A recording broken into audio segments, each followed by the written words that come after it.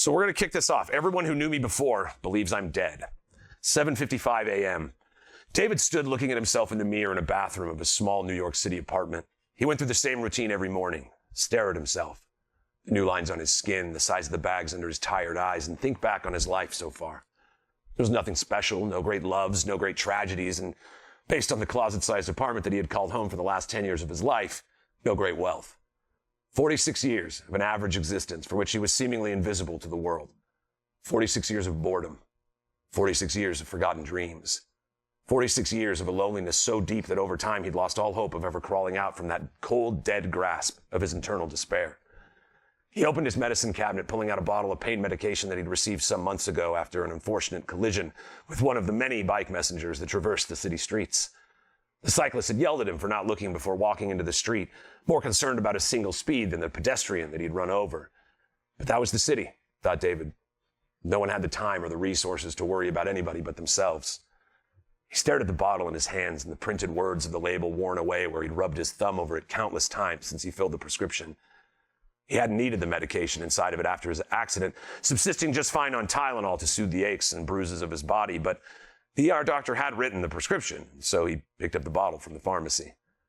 David ran his thumb over the worn label again, feeling the familiar smooth paper that covered the orange plastic of the bottle, and he thought again about the idea of taking the pills inside. What had life given him? Nothing of value. He worked, he ate, he slept. The endlessly boring cycle of his stagnant life. It would be so easy to just swallow each pill inside of the bottle, dying in obscurity just as he'd been born into it. Sighing, he opened his medicine cabinet and placed the bottle back on the middle shelf next to his toothpaste. Perhaps after work, he thought to himself, as he had done the day before. Each day the same. Lights open on an empty stage with two chairs, both facing the audience. Sound effects, intercom buzzer. Rachel, send in the next patients. Hades, a man dressed in blacks and grays and wearing a classic Greek comedy mask, enters accompanied by his wife Persephone, a woman dressed in springtime colors wearing a classic Greek tragedy mask. Both stand in front of the chairs. Persephone is the first one to remove her mask and address the unseen doctor. I apologize for the masks, doctor. We didn't want to be recognized in public. Boy, the pangs of celebrity. Hades, love your work. What's Apollo really like? Sign my sarcophagus. Celebrity. Are you two celebrities? Hades and Persephone look at each other in confusion, then back at doctor. You don't recognize us? Not offhand. Are you in show business? I'm Hades, Lord of the Dead, ruler of the underworld. Any of this ringing a bell? And this is my lovely wife. I can introduce myself. Okay, Muffin. Okay, you go right ahead. Pretend I'm not even here. If only. I am Persephone, goddess of springtime. I see.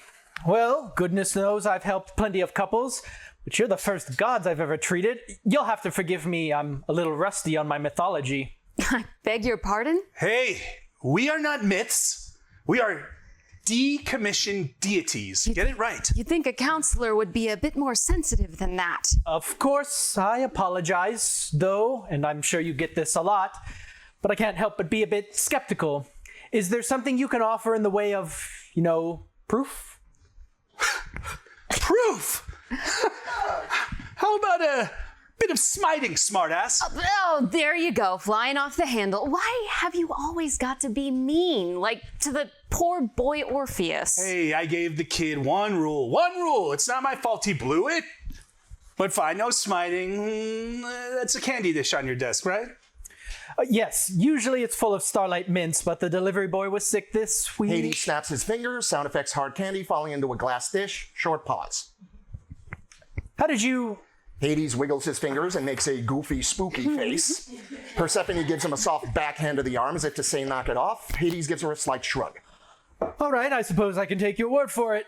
So what seems to be the problem? The problem? I'll tell you the problem. The problem is I'm miserable. Persephone collapses into her chair and breaks down sobbing. Hades goes to Percy, poopsie pie, don't cry. Keep your hands off me. This is how it is, Doctor. Silberman. From October all the way through March, she's the one who suggested therapy, and well, what can I say? I can't refuse her anything. I see. Mrs. Persephone. Just Persephone, please. Hades looks at Persephone with concern as Doctor speaks. Persephone, have you ever been diagnosed with seasonal affective disorder? Seasonal affective disorder. Look, Doc, why don't I just tell you the whole story from the beginning? Good idea. It will give Persephone a chance to compose herself. And Persephone, if you need a tissue or a drink of water or anything, just say so. Thank you. And do you happen to have any ambrosia? Help yourself to the mints. All right, Hades, go ahead. All right, well, let's see. It was Thor's Day. Well, okay, obviously it wasn't a Thor's Day back then, but it was the day people would start calling Thor's Day. I think you mean Thursday? Doc, do yourself a favor. Don't correct the god of death. Of course. Continue. So it was Thor's Day, and I'd gotten through my day's work of tallying the souls of the dead a little early. It was a nice day out. I thought I'd take my chariot out for a ride through the suburbs, and that's when I first saw her. The most beautiful young goddess I'd ever laid eyes on. I'm talking Helen of Troy to the power of Helen of Troy. A knockout. So what do? I do what any god would do. I let her hop in my ride and take her out on a date. Hop in your ride for a date? You liar! You kidnapped me! This again. Look, tomato, all right? Tomato, tomato.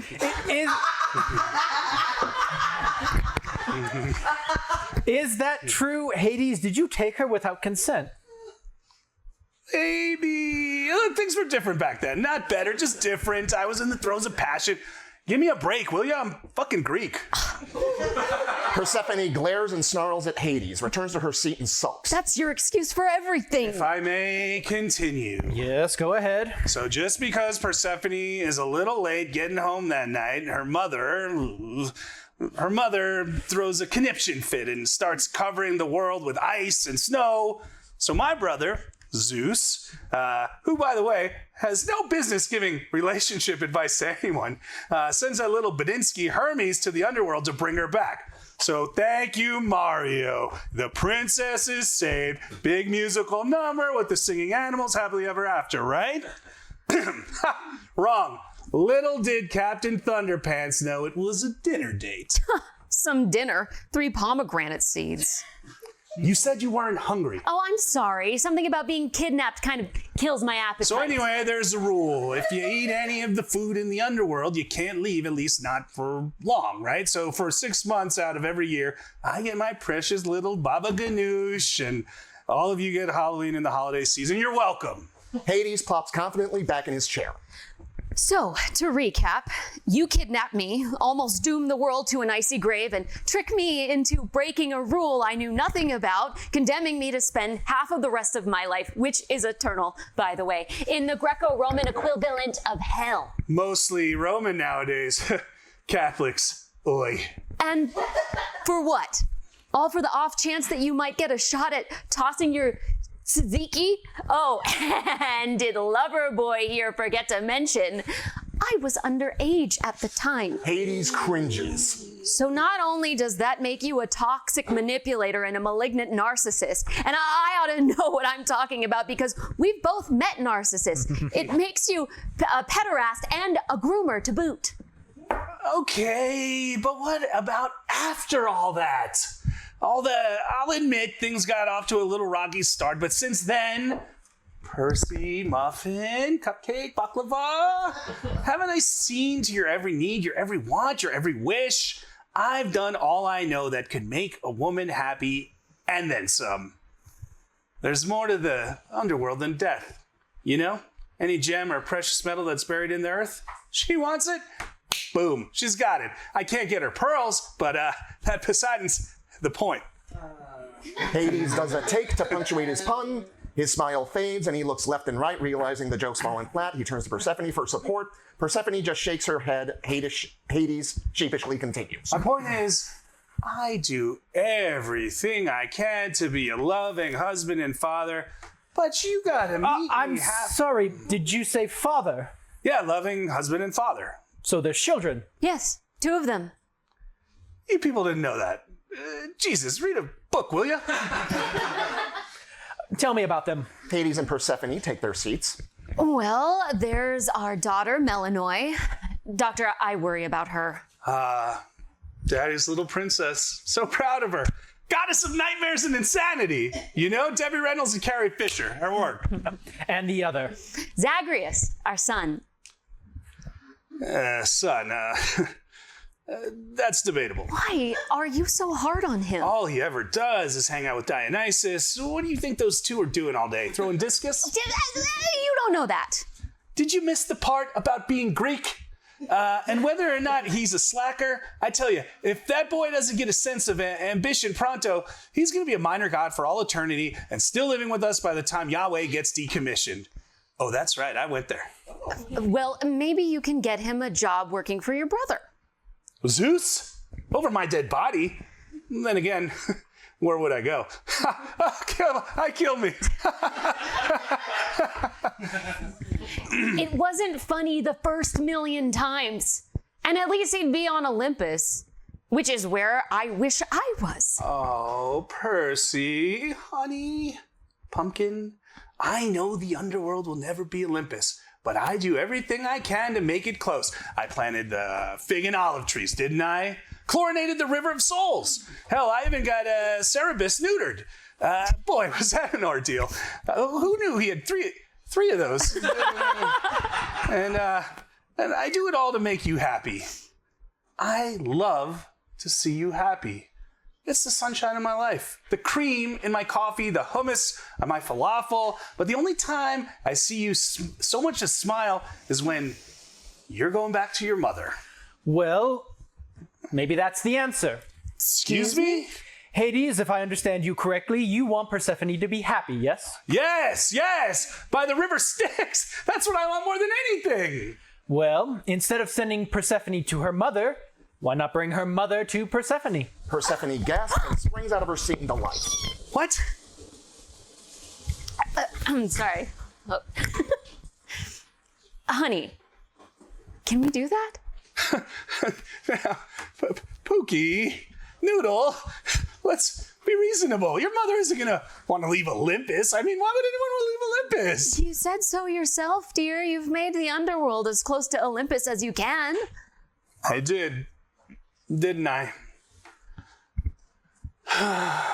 Percy, your mother's goddess of harvest, you know? I get hay fever. Hades, darling. If you let my mother live with us, I shall be the happiest goddess in the entire pantheon. Oh, all right. You know, come on, I'll do it. Oh, Hades, all is forgiven. I love you, Poopsie Pie. Persephone gets up and places the comedy mask on her face. She begins to walk off, but stops halfway to turn and address Hades. Oh, and think of how happy Zagreus will be. She always did love spoiling him. Persephone exits. Explains a lot. Ah, well, that settles that. Just pay my receptionist on the way out. Happy to be of help. Happy to be of help. You just helped turn my life into pure hell, literally. And remember something, all of you, sooner or later, every human soul winds up in the underworld. And boy, do I have plans for you lot. You, over there, yeah. You ever hear of Sisyphus? You're gonna make him look like a bowling night at Red Rock. And you, Sword of Damocles? Paper cut. You, that joke you love telling in junior high about the lake of feces? Oh, plug your nose, funny man. You're going in the deep end. And you. Yeah, and you. And Hal. Visit me at the office. I'm sure we could come to an arrangement. Wear something black. And as for you, Doc, enjoy your Forschugener Starlight Mints, because believe me when I say, see you soon. Hades! Coming, kitten. Hades does a final threatening gesture and grunt to the doctor. A brief moment passes. Sound effects intercom buzzer. Rachel, cancel my 3 o'clock.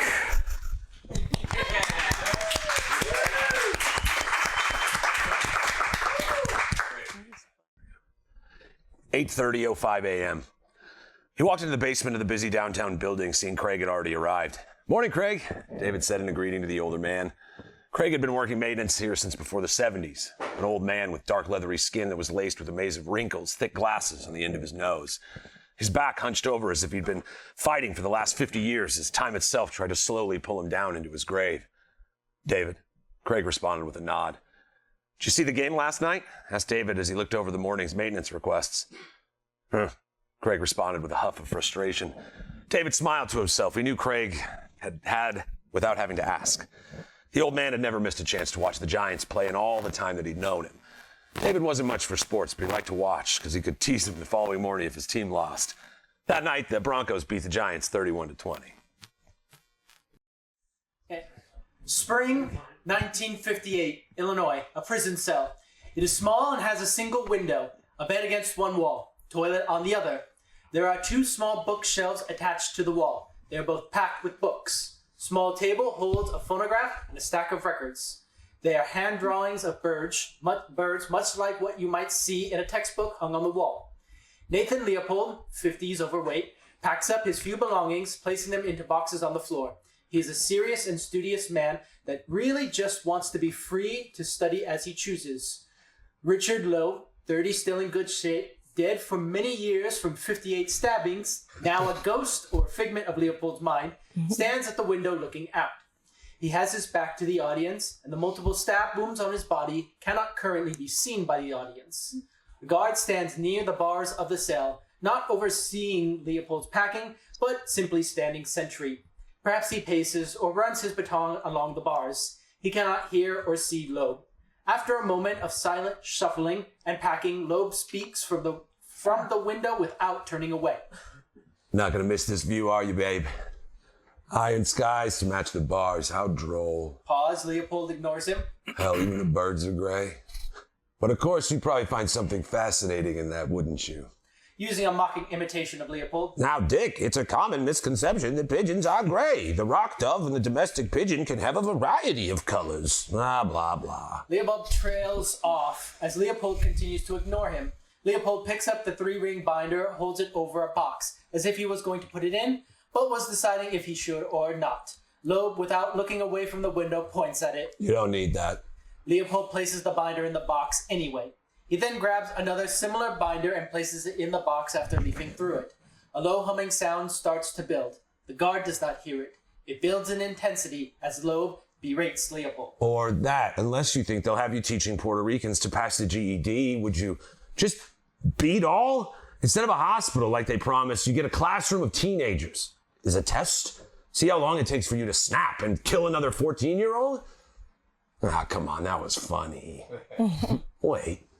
Nate, are you not talking to me? Looking over at the guard. Okay, I get it. Need to keep up the facade of the reformed and righteous man. No crazy killer in here. Again in a mocking voice. It wasn't me. I was driving the car. Dickie killed Bobby. You could ask him. And he went and he got himself stabbed in the shower. Shut up. Shut up. The hum suddenly stops. The guard standing near the bars looks over.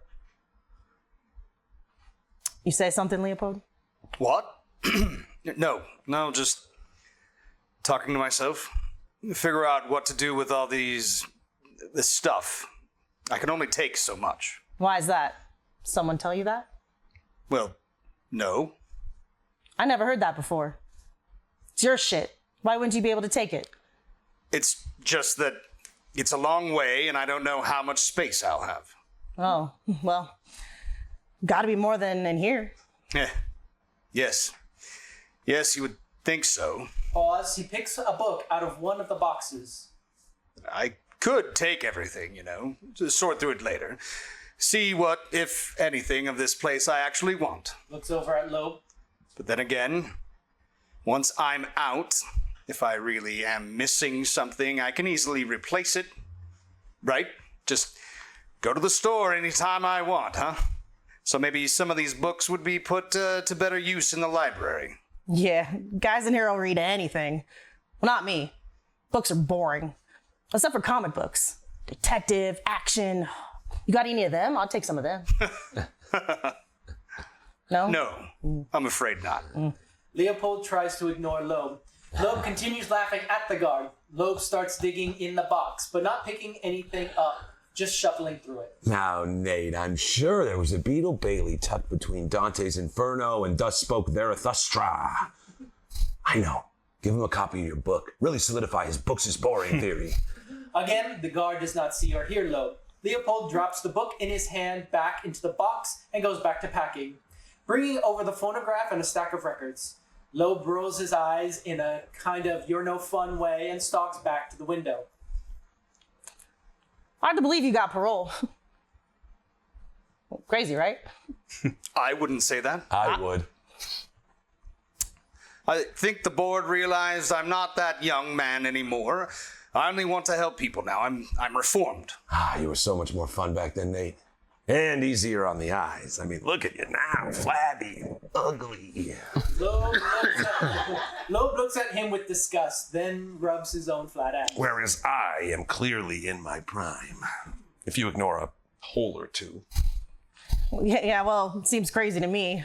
I mean, long as I've been here, that's about my whole working life. You've been in here.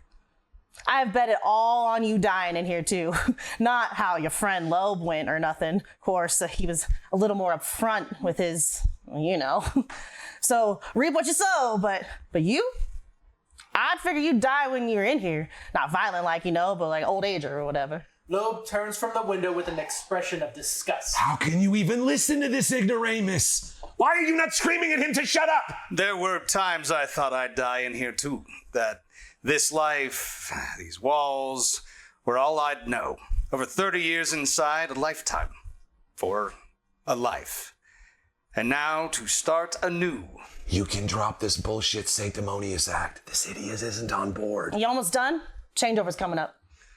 Of course. Just another moment. The hum returns, a low rumble.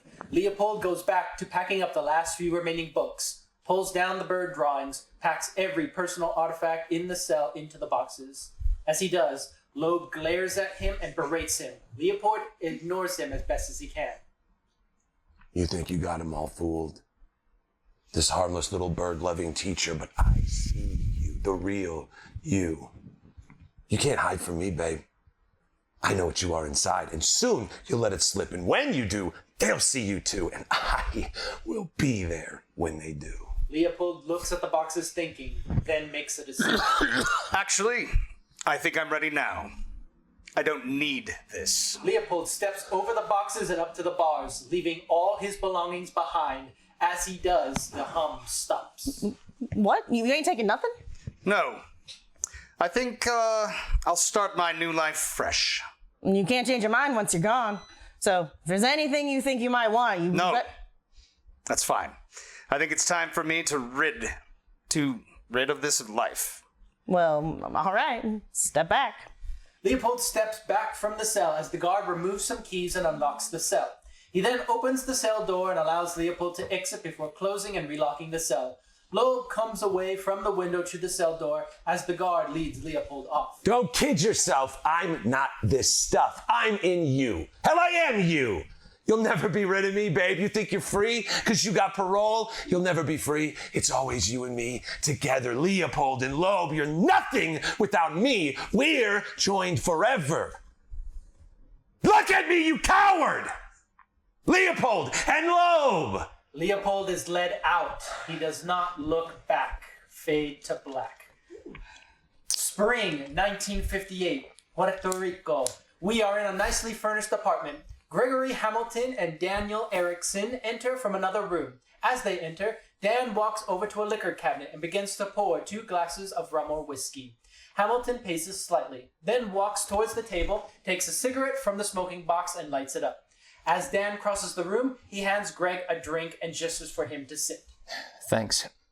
Please. Hamilton takes a sip of his drink. He nods as if he's impressed. Local. Made right here in town. Nice. Dan sits and crosses his legs. He is at ease. Greg lowers himself into the chair. He is a little on edge. You understand, this is not just for me, and it has nothing to do with your ability. Okay. I just want you to know that. What the board thinks, how I think. You're a tremendous doctor, and we're lucky to have you. Just not for this. Well, just not for this, not now, this early on. I know you pitched pretty hard for the first crack at this. Believe me, I do, but the board has made up their mind. All right. Takes a slow drag of his smoke and a swift swig of his drink before exhaling. All right. But if not me, then who? Greg, you have to understand. Who?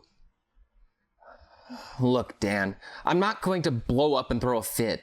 I'm not mad. Disappointed? Yes, but I took my shot, pled my case, and didn't get it. I'm a big boy, no big deal. But if what I bring to the table and my plan of treatment, my expertise, if that isn't enough to get my chance with him, then I want to know who got it. Because I can't think of anyone on the island. Unless, is it you? Oh, no, God, no. I'm afraid I don't care how famous he is.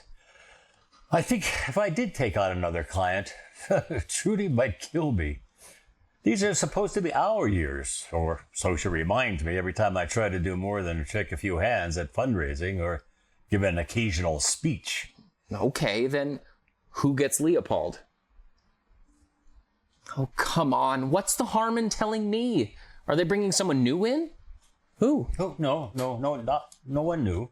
Okay, someone of ours. Alex? Franco? Clancy? No, you can't. Are you kidding me? Clancy? What's wrong? Tell me they're not serious. Clancy? What's wrong with Clancy? Everyone likes Clancy. He's done a hell of a job so far. He's nice. I'll give you that. And believe me, I have nothing against him, but come on. What else do they think that he can do with Leopold? He's ran lead through all the hearings. And is the reason that they're ready to grant parole. He may be a bit unorthodox, his jokes, his mannerism, but he gets results. Not anything of substance. Really? Yes. If you read his notes, he hasn't gotten Leopold to open up really at all about his past. If asked, he just regurgitates this, "I'm not that man anymore," and then clams up. Worse, Clancy just goes along with it, never digging deeper or demanding that he face his past. He is focusing on Leopold's current psyche and his ability to integrate back into society. Who cares if he won't talk about his childhood? I do. It means Leopold is dictating the boundaries of his therapy. Classic narcissist. But everyone will turn a blind eye because of who he is. The only reason the church is interested in him, why the news wants to interview him, hell, the reason he's in jail and needs therapy at all, other than the board demanding it, is what he and Loeb did. And what is the one thing he won't discuss? That act. The killing of Bobby Franks. God, he wrote that book, pages and pages of self-serving drivel, and nothing truly insightful about it. But never mind all that. Let's let Clancy continue, because he's a hoot at parties. Again, not my call. They're happy with Clancy, so they get Clancy. I didn't realize how passionate you were about this. Why didn't you try and take the case earlier? I thought there was no way they would ever let him out. Life plus 99 years? Come on. Clancy could take on that because it was a lost cause passion project. Some pro bono to get in better with the church. But now it's a reality. So, moving forward, I think we put our best on this. And if I'm honest, my ego aside, I say that's me. I should be lead. It's not about who the lead is, Greg. It's a team effort. Yeah, you know it'll be all hands on deck when he gets here. Hamilton is upset but silent. Dan watches on, taking a drink, not and thinking of what to say next. Hamilton takes a final drag on his cigarette before butting it out in the ashtray. Don't take it as a slight. They want to ensure consistency when he's out. You know the importance of that. And if you were thinking past your bruised ego, you'd agree. Consistency. Okay. Then where was this concern for consistency 3 months back? Why the start and stop on the Thorazine? How is that consistent? Not Clancy's doing. He didn't start him on that. And he was livid when he found out that Leopold was taken. Apparently, the prison doctor puts all inmates on a low dose a few months before any hearing. It's a stupid practice if you ask me, but they've seen a decrease in violent reaction when parole is denied. Clancy ran up one side of him, down the other when he heard. Told him Leopold doesn't need an antipsychotic. The man has been a model inmate for decades. Teaching classes, he's shown no signs of psychotic behavior. We had to clear it with the warden, but we got him off it. And? And nothing. Talked to Clancy on the phone yesterday, and he has seen no change in personality over the last 12 weeks. Leopold seemed the same, just maybe a little lethargic. You don't think it's strange that he showed no change on or off the medicine over weeks? How is that even possible? I don't know, but I think that's another check in the positive column. I'm just glad I didn't put a hiccup on the goddamn hearing. Look, fact is, the church is nervous, okay? They're putting their name on the line. This is a big thing they're doing, and right now they're making sure they're covering their asses a bit, just in case. Covering their... Dan, there's no covering. It's done. Like it or not, his name and the church are linked. That ship sailed the moment they offered to sponsor him and get him a job when he got parole. Asses are hanging out no matter what. It's a slippery slope, true, but he's been a model inmate. And he's on an upswing now with the press. And the board thinks... Oh, I know what they think. They're eager to show what psychiatric rehabilitation tempered with forgiveness can do. Is that how they're selling this? Therapy through Christ? And how does that help our practice? Or do you see Brethren being our only association moving forward? Would that be so bad? Thousands of members, international fellowship.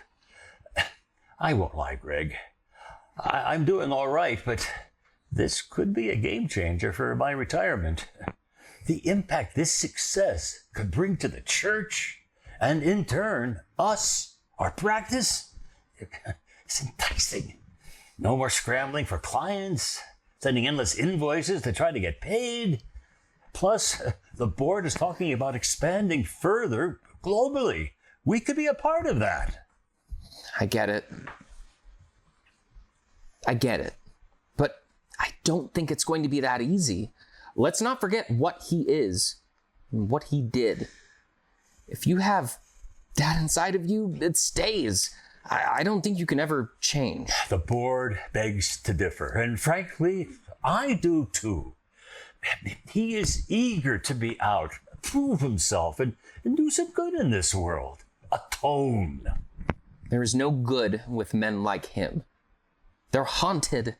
The best we can hope for is a quiet life, or barring that he gets put back inside before he can do too much damage. You can't mean that. You wouldn't be in this profession unless you believed, you knew that change through therapy was possible. And hey, if his rehabilitation is truly complete, then it can forever be connected to us. Not shock therapy or lobotomies, but our methods. It'll be connected to the ministry if it's connected to anything at all. You think the church will publicly admit that our treatment is the reason that one of the monsters of Lenwood is a docile hospital tech? Of course not. It will be the ever-cleansing waters of Christ that saved him. Exactly. But we will be connected to them.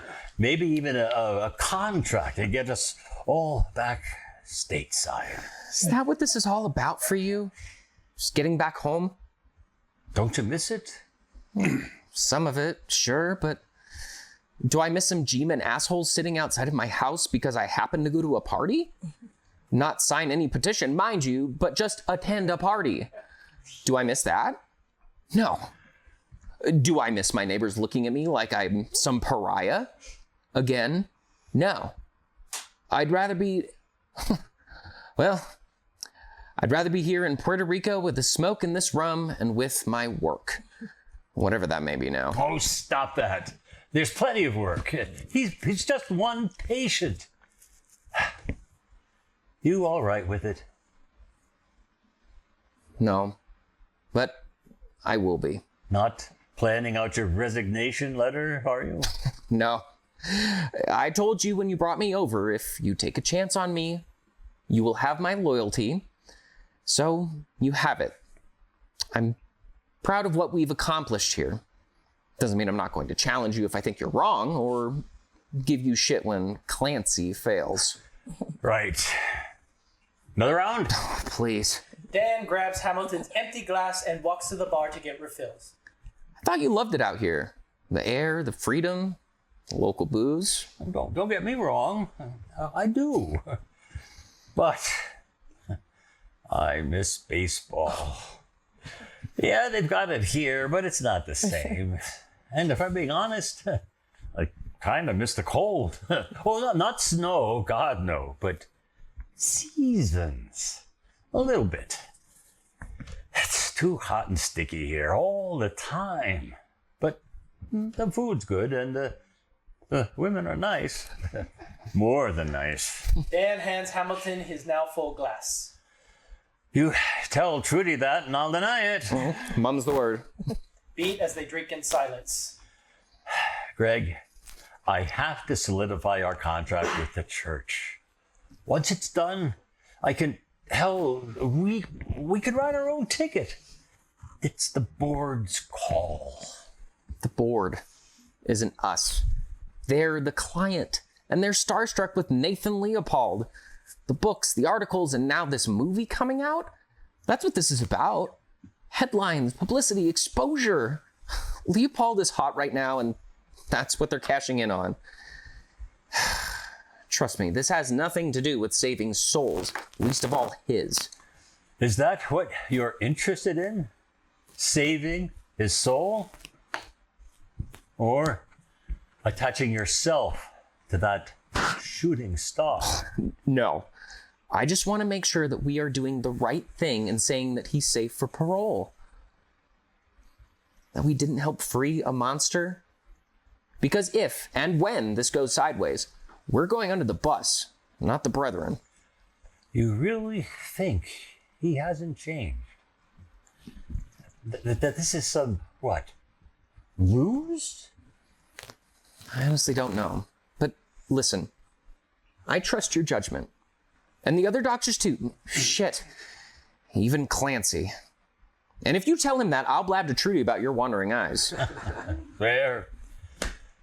Then, why go along with this? Why not fight us more to block his release? Well, I know my past can cloud my judgment, and I guess because I'm also happy to be proven wrong. Almost hope to be. Also, I'm not an idiot. I know this could be a goldmine for us, and his success in an integrated life is our own success. Tell you what, let's get him here and settled. Let the board settle down too. But we'll tell Clancy to dig deep. Get Leopold to open up about his past in a real way. Dig into any underlying trauma, see if there's anything worrisome there, and if he opens up, we leave Clancy in charge of his care. Work on what he finds. But if he still clams up and Clancy gets nothing new, then we send you in. Give you a crack at him before his probationary period is over. Make sure his rehabilitation is legit. You'd do that? For you, I would. Well, all right then. Thank you.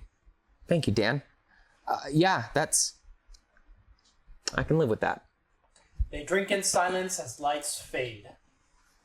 Spring 1958. A small and sparsely furnished apartment. There is a small living room attached to the kitchen and a door leading off to the bedroom and bathroom area. In the living area, there is a simple couch, a side table, and a few empty bookshelves against the wall. In the kitchen area, there is a small formica table with 2 chairs and a small refrigerator. The place completely lacks personality and looks more like a hotel room with a kitchenette than a home. There is a rattle of keys at the front door, almost as if someone is trying to find the right key. After a moment, the door opens and a short, squat man named Jeffrey Clancy enters and leads Leopold in. Clancy is dressed in slacks and a bright tropical-style shirt. Leopold wears a dark suit that was obviously donated to him. He has no bags. There we go. Knew it had to be one of these. Clancy ushers Leopold further into the room, closing the door and beginning to remove the door key from the key ring. Come on. Don't want the door open too long. The bugs here are diabolical. Let me get this off. As Clancy struggles with the key ring, removing a key from the ring, Leopold looks around the small apartment. He looks uncomfortable. But if his discomfort is due to this being his first apartment in decades, or if the shabbiness of the place puts him off, it is hard to tell. Clancy manages to remove the key. There we go. These are tricky little buggers. Then again, I've never been accused of having delicate fingers. Clancy laughs and wiggles the sausage-like fingers on his own hands as he holds out the key with his other. Leopold puts his hand out and allows Clancy to drop the key into his palm. Well, she's all yours. Don't lose that key. It's a pain in the paperwork to get another. So what do you think? From the bedroom, Loeb walks out disgusted. He still wears his prison uniform covered in blood. Clancy cannot see Loeb and does not hear him either. He is a ghost only for Leopold. That's a fucking dump. Tell him that. Nice. It's nice. Nice? We've had nicer cells. So much room. You get used to it. In fact, in no time you'll be telling me it's too small and you need more space. Get him out of here, Nate. If I hear a donkey laugh of his again, I might kill him. Doctor, I want to thank you again for everything. I almost can't believe it. Don't thank me. You did the work. They set the bar pretty high for you, and you surpassed every expectation. So, with my work at the hospital, is there a number I call to figure out my shifts and transportation? Well, Gertrude normally helps out with the integration of new residents, showing them around the compound, the local shops, all that. But when I got your keys, they told me she was held up at work, a flower shop. Who needs those around here? Just go pick them. Anyway, she might not get over to show you around until tomorrow, but listen, don't worry about anything. I know that they made sure there was food in the kitchen, some clothes in the closet that should fit, and the bed is all made up. You really shouldn't need anything before she can get out to you for the grand tour tomorrow. Now, as for the hospital job, you're not slated to work for another week, so you just take a few days for yourself. We want you settled in before you become a workaholic. You'll have a session with me tomorrow, and then one every week. What? Sessions? No, I thought I was cleared. Why would I need... Cleared for parole and the move here, yes, but there's still probationary period of 6 months or so when therapy sessions are still mandated to help you adjust to life outside. Pick up the lamp and smash his fucking head in. That's great. It will be good to continue to work on myself. Yes, that's the spirit. Right, so I'm gonna go get out of your hair. I've got to get settled into my place too, but fear not. Although I'm living on the compound too, I'm far enough away that you won't even notice me, even in this shirt. Clancy laughs again and heads towards the door. What time tomorrow, Doctor? Let's say 1 o'clock, just to be safe. I'm sure we're both going to be a bit jet lagged. Offices are in the main building. You can't miss it. 1 it is. And hey, first night in a long time for you without a lights out call. Don't stay up all night. Clancy exits, leaving Leopold alone in the apartment. 6 months? No way, you have to do something. Run away. Yeah, be easy. This idiot doesn't even know that you speak Spanish, right? So look, just leave. Head into a town, hitch a ride, and be gone. That's easy, huh? With what money? What passport? And also, you don't think a fat white American is going to be able to just blend in, do you? If anything, my Spanish will make me more memorable. Damn it. And why are you still here? Get out of my head. Stop whining, babe. You know you need me. So, what are you gonna do? Nothing. I sat for months with that imbecilic man working him toward this outcome. I can do another 6. At least I'm out. Leopold crosses to the kitchen and looks into the cupboards and the fridge. Well, of course you want to eat something. No. Just looking. I don't know what kind of food is here. Who knows what they stocked with me. Decades eating prison slop and now you're picky? Stop. Just stop. Shut up. And leave me alone. There is a knock at the door. Leopold crosses to the door. Christ, I'm dead, babe. But if I have to endure that buffoon anymore tonight, I'll kill myself. Leopold opens the door. Standing in the doorway is Gertrude Feldman, 50s, dressed in a flower print dress. She holds a small vase of flowers. Mr. Leopold? Yes? I'm Gertrude Feldman. I volunteer with the church and give new arrivals a tour of the whole... Yes, the florist. I thought you were stuck at work. I was, but I finished my client and I was able to get away. Obviously. Did you need anything? Did Dr. Clancy said my tour wouldn't be until tomorrow? Yes, Mr. Jeff said to wait. It is a little late in the day for a tour now. I just wanted to meet you and, well, this is for you. She holds out the small vase with the arrangement in it. He doesn't take it right away. The two stand there awkwardly. Take them, you idiot. Leopold finally takes the flowers and walks them into the apartment. He places them on a table. Gertrude follows him in, closing the door behind her. Thank you. Come in, please.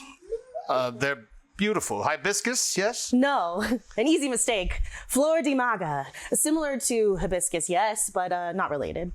Different species completely. Their true name is Thespera grandiflora, and it's our national flower. Who cares? Get her out of here.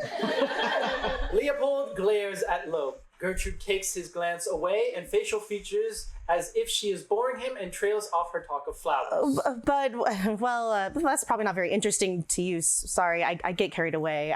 I just love flowers. Don't apologize for passion or intellect. I love birds and can talk on them at length. Yeah, nobody wants to hear about them either. Leopold stands in place at the table, not really sure what to do next. Well, you'll like it here, I think. We have many colorful birds. There is another awkward pause. Do you like your room? Did you see the clothing we left for you? Not yet, but I'm sure it will be fine. Well, if they're not the right fit, then just let me know and we'll find you something that works better. That's nice of you. We get lots of donations here. Do you need help unpacking? I don't have anything to unpack. Everything I owned, I left behind. A fresh start. How nice. Well, I should be going. Let you have your space. I'll see you in the morning for your tour. Is 8 too early? No, that will be fine. It was nice meeting you, Mr. Leopold. Nate. She crosses to the door, but pauses before opening it to leave. Nate. I don't know what I expected, but you're not what I imagined. In a good way, I hope. Yes. You couldn't have imagined anything so bad, I suppose. You did come here alone. Yeah. Yes. They told me you were changed, saved. And besides that, well, they said that you were not a threat to women, and if you know what I mean. I'm not a threat to anyone. Yes. She begins to leave. And I don't know what I am to women. I was young and inexperienced when I went away and spent 30 years with no women at all. Now that I'm free, I'm a little old to begin to worry about women and all of that now. Not so old, Mr. Leopold. But I think we are close in age, yes? My husband died a few years ago, and if anything, I feel I'm too young to give up on, as you call it, all that. You might find you feel the same once you have time to adjust to your newfound freedom. Have a good night. Good night. See you in the morning. She stands for another awkward moment in the doorway, almost almost as if unsure about leaving or staying and continuing the conversation. You've truly never been with a woman? No. Why? Is that a problem? Well, not for me. She grins and shuts the door behind her. Skeet. Leopold stands there dumbstruck. Loeb stares out the door where Gertrude left. What the fuck was that? You don't honestly think that she would like a pig like you? Shut up. Leopold shakes his head in disgust at Loeb and exits to the bedroom. Summer 1958. A simple office. This is a shared room for therapy sessions. The room is devoid of personality, but is designed purely for function. There is a couch, 2 chairs, and a coffee table between them. Maybe there is a crucifix on the wall. This is, after all, an office in one of the buildings owned and operated by the ministry. Clancy and Nate enter. Clancy wears another obnoxious floral print shirt and carries a covered cafeteria tray. Leopold wears a simple shirt and trousers of a neutral color. Are you sure you don't mind? I can come back at our appointed time. I just hope. No, not at all, Nate. Come on in. The two fully enter the room, followed by the ghostly Loeb. Leopold closes the door as Nancy sets his tray down at the table and takes a seat. Leopold crosses and sits across from him. Loeb stands against the wall, sneering at the pair. Thank you. So long as you don't care about me eating through this, I don't mind meeting you early. In fact, getting this out of the way frees up my afternoon. That was my hope, too. Clancy lifts off the lid of his tray, exposing a rather large plate of food. Something handheld, a tripletta sandwich or alcapuria. He picks up the food and begins to eat. Oh, really? Oh, what do you have planned? Let me guess, more bird watching, or is it broad watching?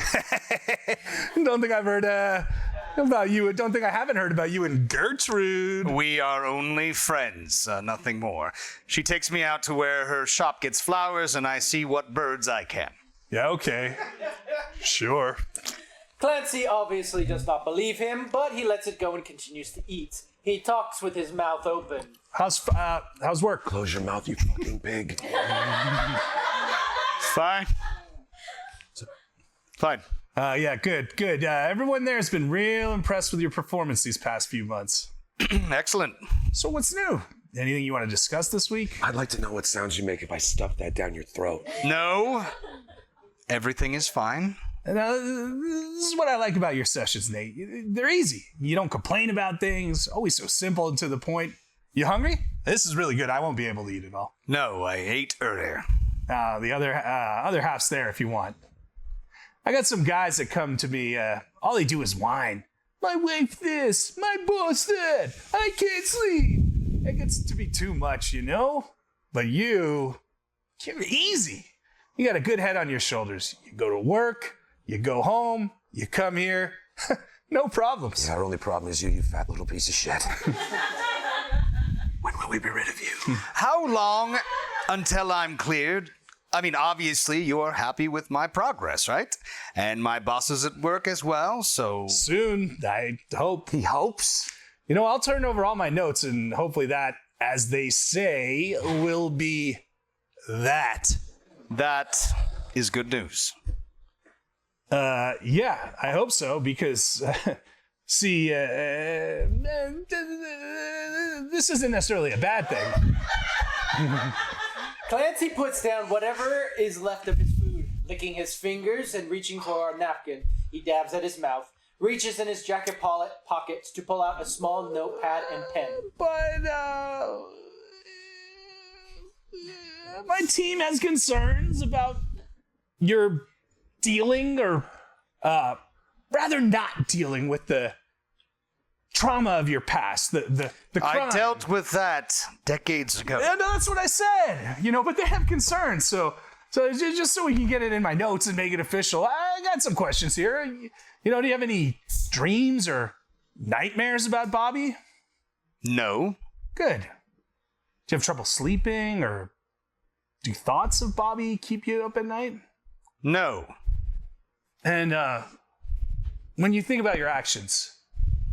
What do you feel? Like if we hadn't gotten caught because of a goddamn pair of glasses, that we could have killed the whole world? I feel tired of answering the same mundane questions.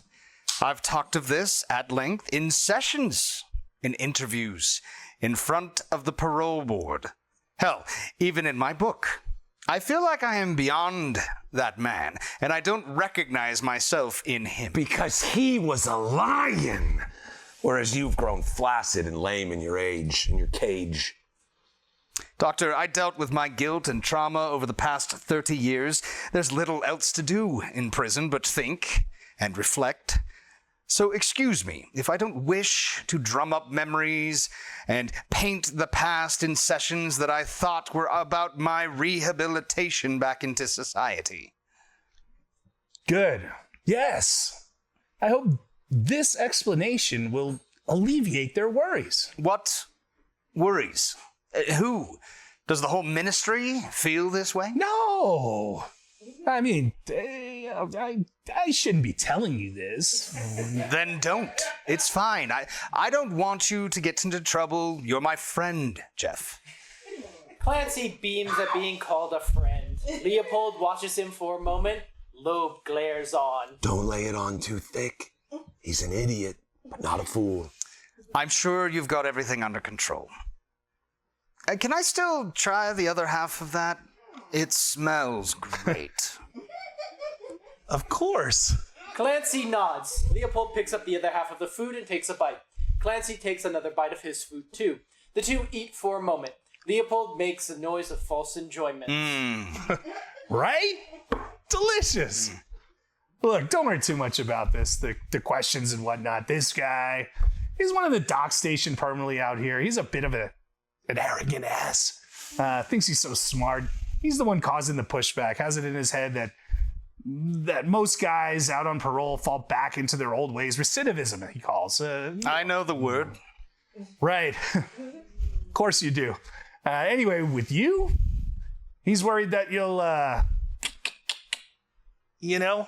and if you did, that would reflect badly on us, and it would ruin the practice. What? That's ridiculous. I know. That's what I told him. He's even seen your file. I don't get it. But he's a nervous guy, that kind, and truth be told, I can see why he's a little gun shy. Not that I agree with him, but I can understand his hesitation. Why? I'll tell you because, like you said, we're friends. But this stays here, right? Okay, so used to be a bit of a big shot back home. Some published articles. There were book deal talks, and his column was in line to get a national syndication. Blah, blah, blah, blah, blah, blah, blah, blah, blah. But then some of his political affiliations in college came back to light, and, that led to rumors concerning his nighttime activities, if you catch my drift. And to put a cherry on that Sunday of shit, his name got dropped at a few of the hearings. Got put on the blacklist back home. Commie. Claims it's bunk, but you know how it is nowadays. No one's returning his calls. Everyone's too paranoid to be affiliated with him. Everything falls apart. The center cannot hold. Yes. And how is he working here then? Our director's like a father to him. Couldn't bring it to fire him outright, but couldn't let him practice neither. So, brought him out here to wait out the storm. Guess there are worse places, but not many, right? Now he sees you as his ticket back home. That's not good. So, what do we do? I'll talk to him. Don't worry. You start listening to me, and we find a way to get rid of him. That sounds perfect. Lights fade. Lights up a sparse doctor's office. Various medical degrees and citations hang on the walls. There is a large desk in front of a window, a wall of floor to ceiling, bookcases on one side, a small sofa and a chair. Hamilton stands near the desk going through some files. Leopold is led into the room by Valeria, Hamilton's secretary. You're 2:30. Thank you, Valeria. That will be all. Take a seat. Valeria closes the door, leaving Leopold in standing. Where is Clancy? I'm Dr. Gregory Hamilton. I'll be taking over your sessions moving forward. I'm a senior partner in the practice. I sat in on you first meeting with the brethren all those years back, but you probably don't remember. Clancy thought my sessions might be coming to an end. Dr. Clancy. And I'll be the one to decide how long your sessions will last. It's going to be a problem? No. Right. Have a seat. Leopold stands for a moment longer, then crosses and sits in silence. Hamilton gathers his notebook, then sits across from him. Again, I'm Dr. Hamilton. I'll be working with you for the remainder of your probation. The two look at one another in silence. Loeb enters, not from the doorway, but just into the scene. He stands off to one side, eyeing Hamilton with obvious hate. As with everyone else except Leopold, Hamilton cannot see or hear Loeb. The silence stretches. Loeb finally breaks the silence. I already don't like this guy.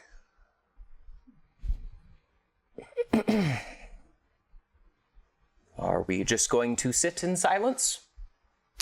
Clancy usually asks the questions. I don't know what you want me to say. Well, we can talk about whatever you want to talk about. Don't say a fucking word to this asshole. Leopold sits in silence. After a long pause, Going to be a boring hour if you don't talk, but it doesn't bother me. I did 33 years, many of those without a cellmate. It bothers me? You think it bothers me to be quiet for an hour? Hamilton grins and nods, writing something in his notebook. What the hell is he so smug about?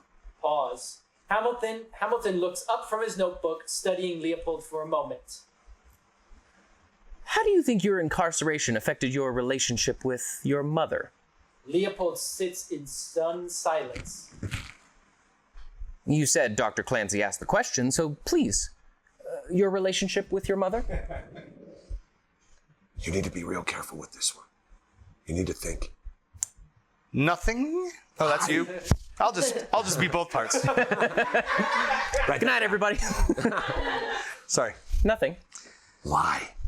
Till we can find out more about him. Tell him some sob story, whatever he wants to hear. Leopold looks as if he is about to speak.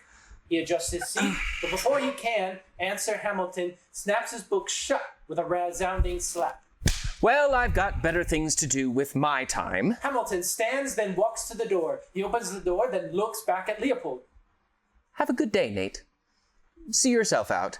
Same time next Tuesday. Be prepared to share, not only about your mother, but also write down any moments of stress you had trouble dealing with over the week. He leaves, shutting the door. Leopold sits stunned. Loeb emerges from the corner of the room. That utter bastard. Who the hell does he think he is? Valeria opens the door. Mr. Leopold, this way, please. Leopold stands and follows her out. He is gobsmacked. Loeb follows fuming. Lights fade.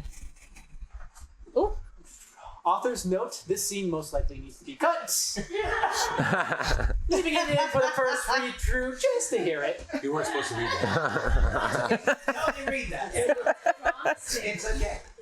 Look, I agree, I'm you trying should cut it. I'm trying to pad my part as much as I can. Add it up. The office. It is empty and set like we have seen in previous scenes. Valeria opens the door and leads Leopold in. She gestures to a chair. Dr. Hamilton will be right with you. Thank you. Leopold stands for a moment looking around the vacant room, then stiffly sits down. Hamilton enters, trailed by Valeria. Good morning. Any tea or coffee, Doctor? No, we will be fine. She backs out and closes the door. Thank you for changing your schedule around to meet with me today. I hope it wasn't too much trouble. Not at all. Good. I know you like to birdwatch on your days off, but I do appreciate you accommodating my schedule today. No problem. All right, let's begin. Hamilton adjusts his chair, opens his notebook, then looks at his watch. Is that... Oh no, Nate. I just remembered I have another appointment, one that I cannot miss. Sorry to waste your time coming down here, but I have to go. We'll pick this back up next week at our regular time. Thank you for understanding. Hamilton stands, crosses to the door, and exits, leaving Leopold alone in the room. That fucking liar. There's no other appointment. He's just showing you your place. Now, this is bad, babe. We got to get rid of this guy. Leopold sits for a moment longer, then stands before exiting. No, you need to keep that one.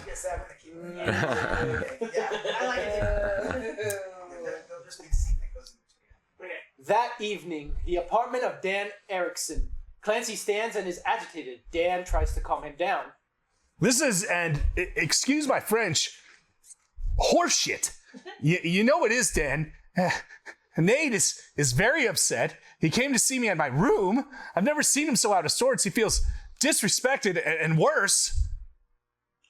Clancy, I asked Greg to have a session with him. Just to dot all the I's and then cross the T's on getting him cleared. I'm sorry that Mr. Leopold didn't like that. He didn't have a session with him, Dan. He badgered him and then walked out on him after 5 minutes. What kind of doctor does that? He what? Hamilton said that he had better things to do than to sit in silence, so he got up and left.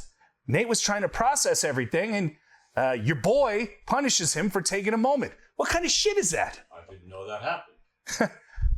Look, I don't care that you wanted him to double check my word. I got no ego in this, but what he did isn't checking. It's provoking.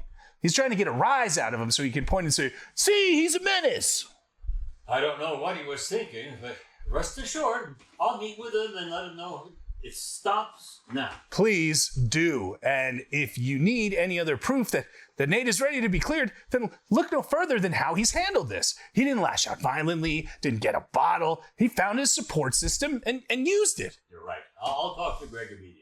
I know he's like family to you, but he's got a chip on his shoulder and it ain't from being blacklisted. It's like he hates Nate. And I don't think he can be an impartial observer if that's true. I don't know what it is, and I don't even want to know. I just want you to know. He pulls this again, I'll go to the board, tell him everything I know about his time in college. Add a little weight to what is only rumors. Even you won't be able to protect him then. You hear me? I hear you, Clancy. I'll handle it. Consider it done. Good. Ugh, I hate having to get serious like that. I'm more of a laid-back cat than a stern square, if you know what I mean. Unfortunately, I got one more serious thing we need to discuss. What's that now? I hear you found some local rum that will change your life. That I did. Don't hold out on me, Dan. Clancy laughs as Dan crosses to the bar to get them drinks. The office again. Another day. The office looks the same, except now there is an audio recording device with 2 large microphones. Hamilton is manipulating the recording device, either placing a tape in or even spooling the tape, adjusting the 2 microphones to point directly at the chairs. An intercom on the desk squawks and the voice of a secretary can be heard. Dr. Hamilton, he's here. Hamilton walks from the device to the desk and presses a button on the call box. Thanks, Valeria. Please, send him in. Right away. Hamilton crosses back to the tape recorder, adjusts the microphones and the volume knobs. He presses a button to record, tests the one mic and then the other. Test, test. Test, test, test. Hamilton rewinds the tape and presses play. The machine plays back his voice. Hamilton mutters to himself, nodding in contentment, and pauses the tape. A short moment later, there is a quick knock at the door. Come. The door opens and a woman, Valeria, leads in Nathan Leopold. You're at 2:30. Right. Thank you, Valeria. Nathan, sorry. You prefer Nate, right? Nate, would you like coffee, tea? No, I'm fine. Leopold enters the room and crosses to the sofa, sitting on the edge of a cushion. He is stiff and obviously does not want to be here. Hamilton continues to fuss with the microphones. I'm just going to have a tea, so it's no trouble. Just tea, then. 3 sugars. Don't give me that look. It's the one indulgence I have left. The doctors can take my fried foods, but I'll be damned if they take my tea. Nate, you sure? I said I was fine. Suit yourself. Just the one. Right away, doctor. She leaves after closing the door behind her. Hamilton crosses to the chair across from the sofa. He is about to sit when he realizes he needs his notebook. He walks to the desk, leans over to grab his notebook and a pen, then crosses back to the chair and sits, crossing his legs. He places the notebook in his lap. Leopold has not moved or said a word during this interaction. Right, there we go. All set. I'm excited to finally work with you, Nate. The past few weeks have been hectic. Clancy heading back stateside, me familiarizing myself with his case files. It's been a whole ordeal. But all that is past, and I'm sure you are just as eager as I am to get started. A beat of silence. Then a quick knock and the door opens again. Valeria enters with full tea service. She quickly sets it down to the table next to the doctor. Here we are. I brought you a cup in case you change your mind, Mr. Leopold. Leopold again does not answer. That will be all. She quickly exits. The two men sit in silence again. Hamilton pours a cup of tea from the pot and nods at Leopold as if to ask again if he would like some. Leopold deliberately picks at an invisible piece of fluff on his sleeve, ignoring the doctor. Hamilton pours Leopold a cup of tea, then puts the pot back on the service and picks up his cup.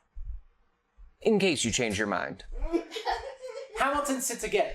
Leopold looks anywhere but at the tea in front of him. In the silence, Hamilton blows on the hot liquid in his cup. There's a weird power dynamic happening in the room. Noted.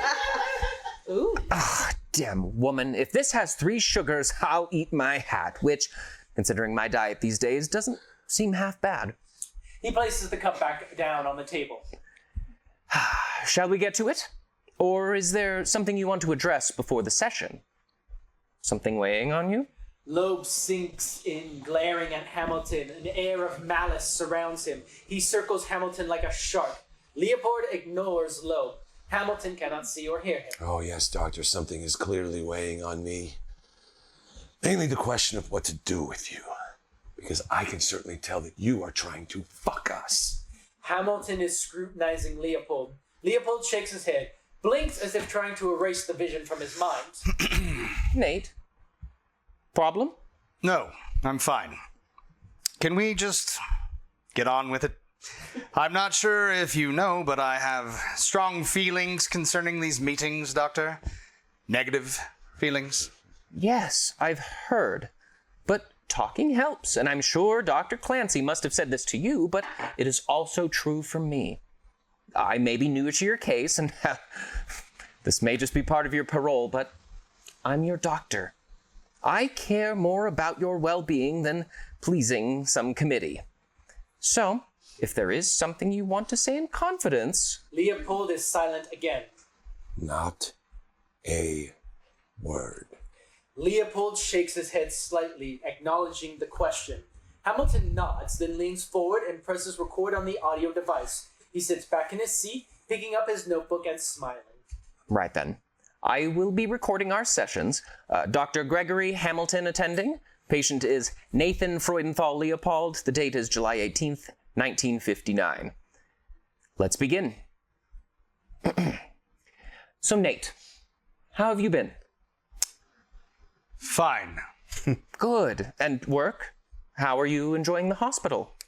It's fine. Fine again.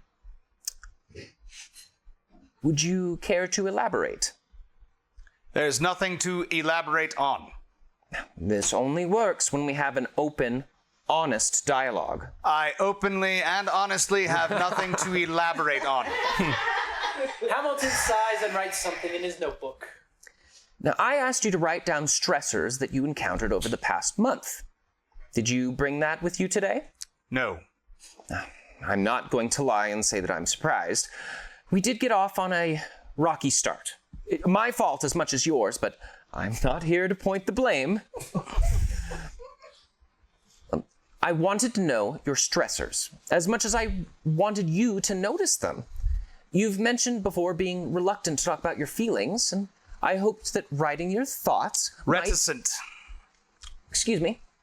Not reluctant. Reticent. Okay. Reticent. Look, I'm going to be honest. Clancy has told me that you tend to sit here in silence. sometimes for the majority of your time, never sharing anything more than what's on the surface. No, this is not going to work for me. I don't understand why Clancy allowed it. These 1- or 2-word answers, they aren't conducive to the work. Leopold scoffs. I know your disdain for these sessions has been voiced. Clancy wrote it many times in his notes. He almost took it as a sign that you didn't need therapy anymore. I don't think I do. Well, then let me help you prove that. Talk to me. Show me that you can open up about your fears and stress and still hold it together. Open up about your past so we can forge a better future. I promise you this can help. And if you'll excuse the tired phrase, but it works if you work it. But you don't even seem to want to. And I'm honest, I'm disappointed that you won't even try. I know it's hard to talk sometimes, so I'd hope that by writing about it, maybe you could find... I don't need to write things down to remember them, Doctor. Writing should be reserved for important things. And you don't deem stressors to a newly paroled murderer important? That's not... I know what you're doing. Oh, of course you do. Nathan, you are many things, but a fool isn't one. Leopold sits in silence. Hamilton leans over, picks up his tea, and sips it, replacing the cup on the table. After a beat. All right. Then tell me something. What's gotten you upset since our last meeting? Other than this conversation? Hamilton purrs his lips, then quickly snaps his notebook shut. Right, this session's over. A shame, too, as this willfulness of yours will be noted in my report back to the parole board and your sponsors at the Brethren Service Commission. Hamilton puts his notebook on the table, sits back with a disappointed look on his face. Leopold crosses his arms and lets out a scoffle, rolling his eyes. Don't be so dramatic, Gregory. I was making a joke. It's Dr. Nate, as well you know.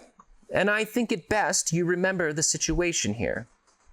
I'm on your side, but a negative report from me would not go over well with the board. Fine. Silence. The power struggle is back. Leopold leans forward, pours himself some tea.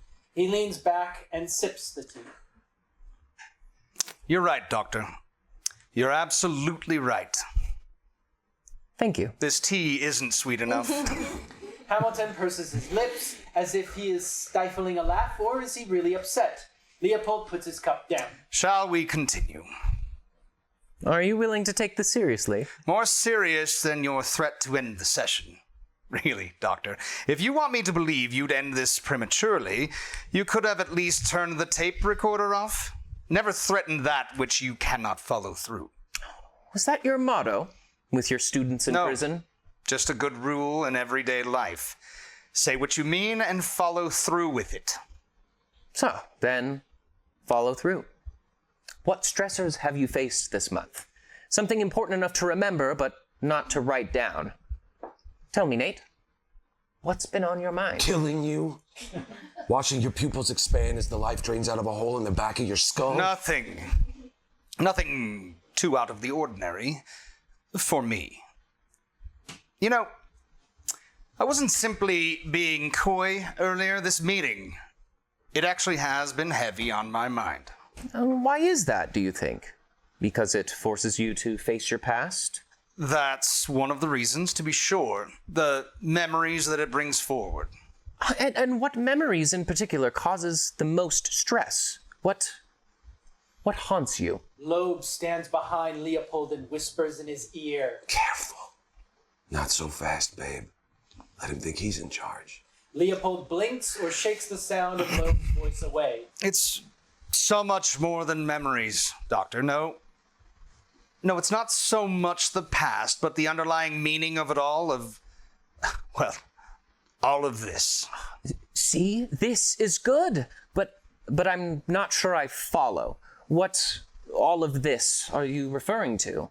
All this. Your questions, your theatrics. You don't think I knew what you were up to our first few meetings? I suppose I was a tad heavy-handed. And those banal blandishments you give to curry favor. Also, I'll let down my guard and what? Reveal some hidden truth about my past. And then what? You fix me? No. If anything, you'll take what happens here and hang a career on it. That is not what we're doing here. Not what I'm doing. Really? I'm supposed to believe that your doctor has told you to lay off the sweets? A man in your shape? My doctor? You know full well I'm diabetic. I was... You said you were disappointed in me. Well, I'm disappointed by your lack of ingenuity in trying to find common ground with me. I can't have sugar too. That's what you thought could create trust in our partnering? You may be my doctor, but I know you're not my friend. You have ambitions beyond what the board has asked you to find out, and I have no intention to ignore that and treat these sessions as anything close to resembling real therapy. I assure you, these sessions are strictly for the board, not my personal gain. Believe me. They want to know that they did the right thing in granting you your freedom. And your notes would be enough to do so. More than enough, if you included the audio tapes. So my question is, if I am to believe you, that this is simply to appease the conscience of the parole board, a senior partner signing off on a patient, and not some launching pad for you, then why have an audio recording at all? Why? Or do you think I missed where the second mic is facing? I don't think I miss much, but you are reading into this too deeply. Am I? Newsreels sound better if you can hear both interviewer and interviewee, yes? Or do you mean to say you haven't thought of what these sessions will do for your career? The book deals, the tenure, what the Hollywood hype men would pay for your story. The great Dr. Hamilton and the millionaire monster. Not at all, but I tell you what. Hamilton leans forward, presses stop on the recording device. There. Better? Thank you. It is funny you mentioning Hollywood. Is your, let's say, more aggressive attitude today due to the opening of Compulsion? A pause as Leopold thinks. That goddamn film. Is this just misdirected hostility between us? Well, it certainly hasn't helped. The awards and reviews. Thankfully, to my knowledge, it hasn't come to the island yet, and with any luck, it'll stay that way. Well, I sure haven't seen it, although I did read the novel, out of curiosity more than a reference for our meeting. Schlock. Utter lies, paraded as fact. Change a name or two, and it's not slander, but artistic license. Tell that to the idiot masses that believe everything Levin wrote is fact.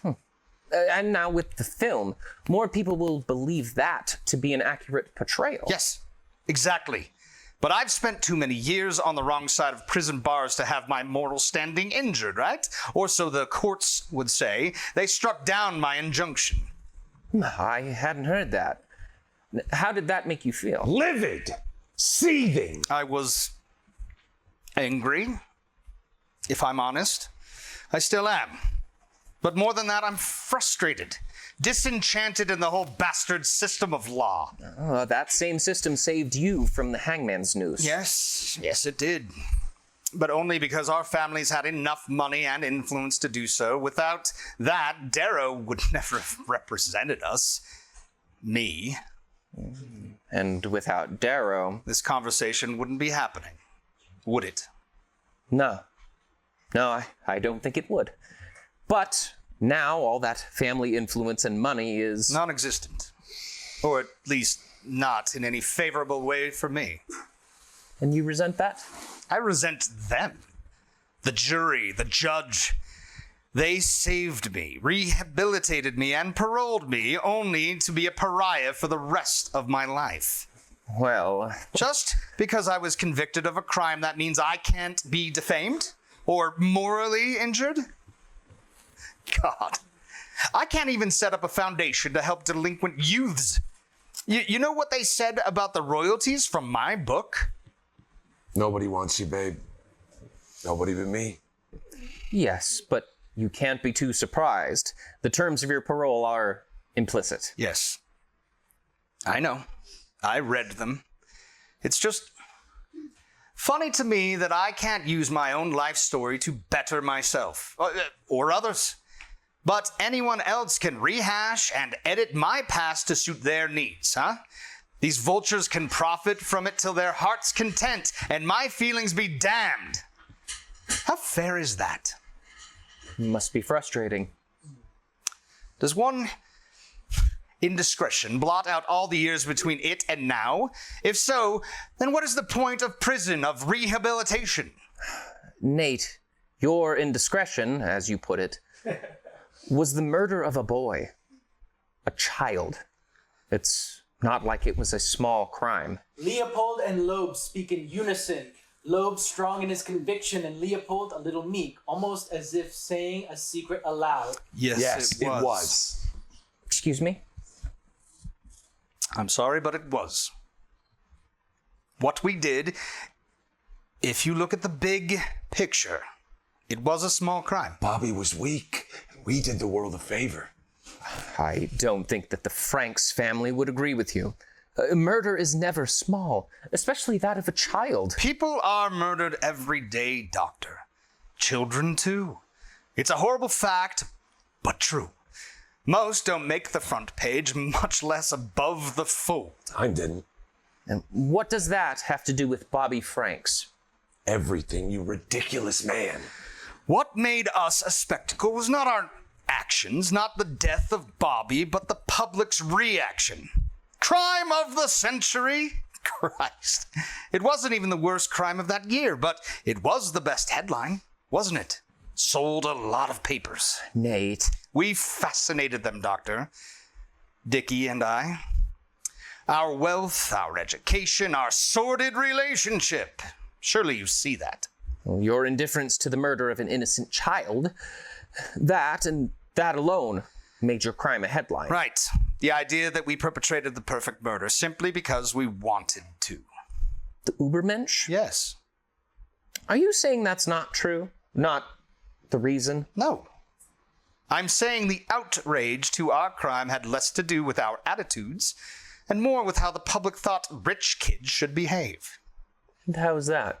Well, for one, it doesn't include something as common as murder.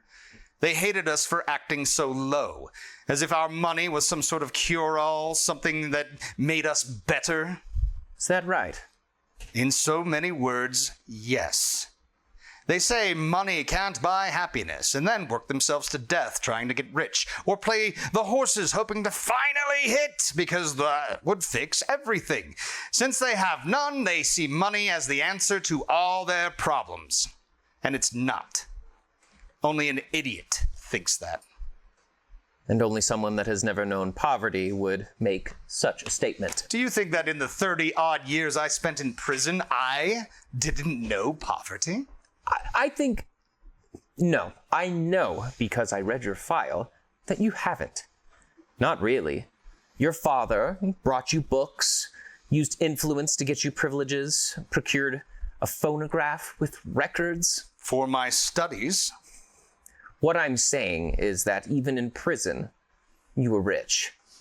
And yet, I ate whatever garbage they fed me, showered when they told me, and shat in a hole. Such opulence. Leopold takes a small sip of his tea. Are these feelings new? Is this some novel mode of thinking that you're finally putting into words? Because in your book, you were quite open about the remorse you felt, the almost unreality of the man that you were. That book was bullshit. Pages of whatever needed to be said to get out of this hellhole. I don't know. No. Maybe. So just going back for a moment, you think the public hated you and Dickie for your money? Not the murder? It was both. I'm not ignorant. I know what we did was seen as horrible. I'm just making a point that my family's affluence played a part in the aggrandizement of the crime. The public can understand why a street urchin would kill another, but us? They simply couldn't wrap their heads around it. We were born rich, so in their eyes, we shouldn't have had their kind of problems. Our life should have been easy. And wasn't it? Your life? Was it not easy? Leopold stares at Hamilton for a moment, contemplating how to answer. He thinks about this for a moment. He reaches in his pocket, pulls out a pack of cigarettes, and lights one. Hamilton sips his tea, knowing if he breaks the silence, he also might break this strange energy in the air that is making Leopold so forthright. After a beat, Leopold continues. My struggles were just as valid as the next guy. Like anybody else, the world I was born into was the only one I ever knew. So if things were hard on my feelings, or if my feelings were hurt, that was real. Money doesn't change that. Money doesn't let you be who you want. If anything, it chains you. You mean this notion of affluenza, the misfortune of wealth, to paraphrase Mr. Darrow. Indeed. He understood that. Funny that he dropped that angle in favor of mercy to win you your life. No more pity these rich boys, but rather overcome cruelty with kindness. Well, Mr. Darrow was incredibly astute. Truth is a complicated thing. Many things can be simultaneously true. Darrow knew what truth would win and what truth was best left unsaid. So, tell me the unsaid truth that would have sent you to the gallows. That the masses would get more pleasure watching us rot in prison for years than choking on the rope for minutes. I mean, look at me now. Fat, diabetic, shunned to live in some backwater church mission in the sweltering jungle, working with some idiot-level intern at a hospital. If this is the aftermath, then there wasn't mercy at all. Was there, Doctor? Hamilton jots in his book for a moment, then sips his tea. Leopold snubs his cigarette in the ashtray. Silence. You have your freedom now, yes? A new life? New possibilities? True. But far from home. I imagine if I were to try and go back to the States, I would find myself behind bars for a parole violation like that. You don't like Puerto Rico? I enjoy my work. And the birds.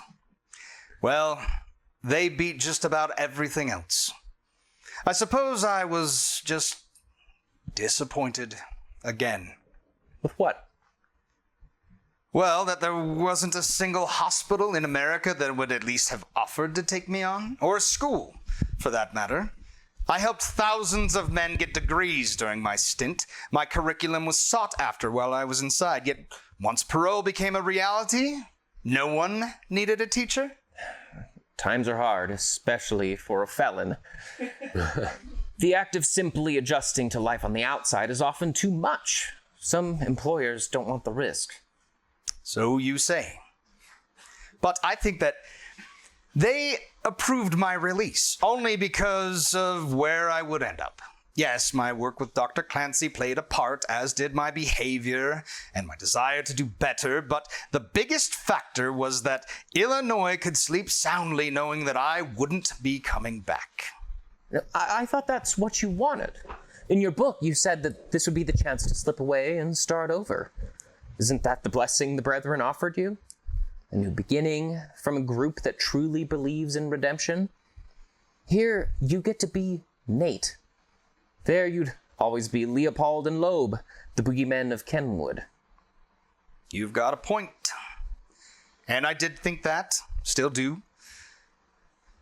But I guess I thought that after proving I've changed so much that they might see me differently, and then, at some point, I'd have options and be able to return. But when they say my name, it's always with his. Just like you did there, Leopold and Loeb. Never just me, never just him, as if we were one. You'll never be rid of me, babe. We are one. And all we've ever done was what we did to Bobby. He trails off into silence.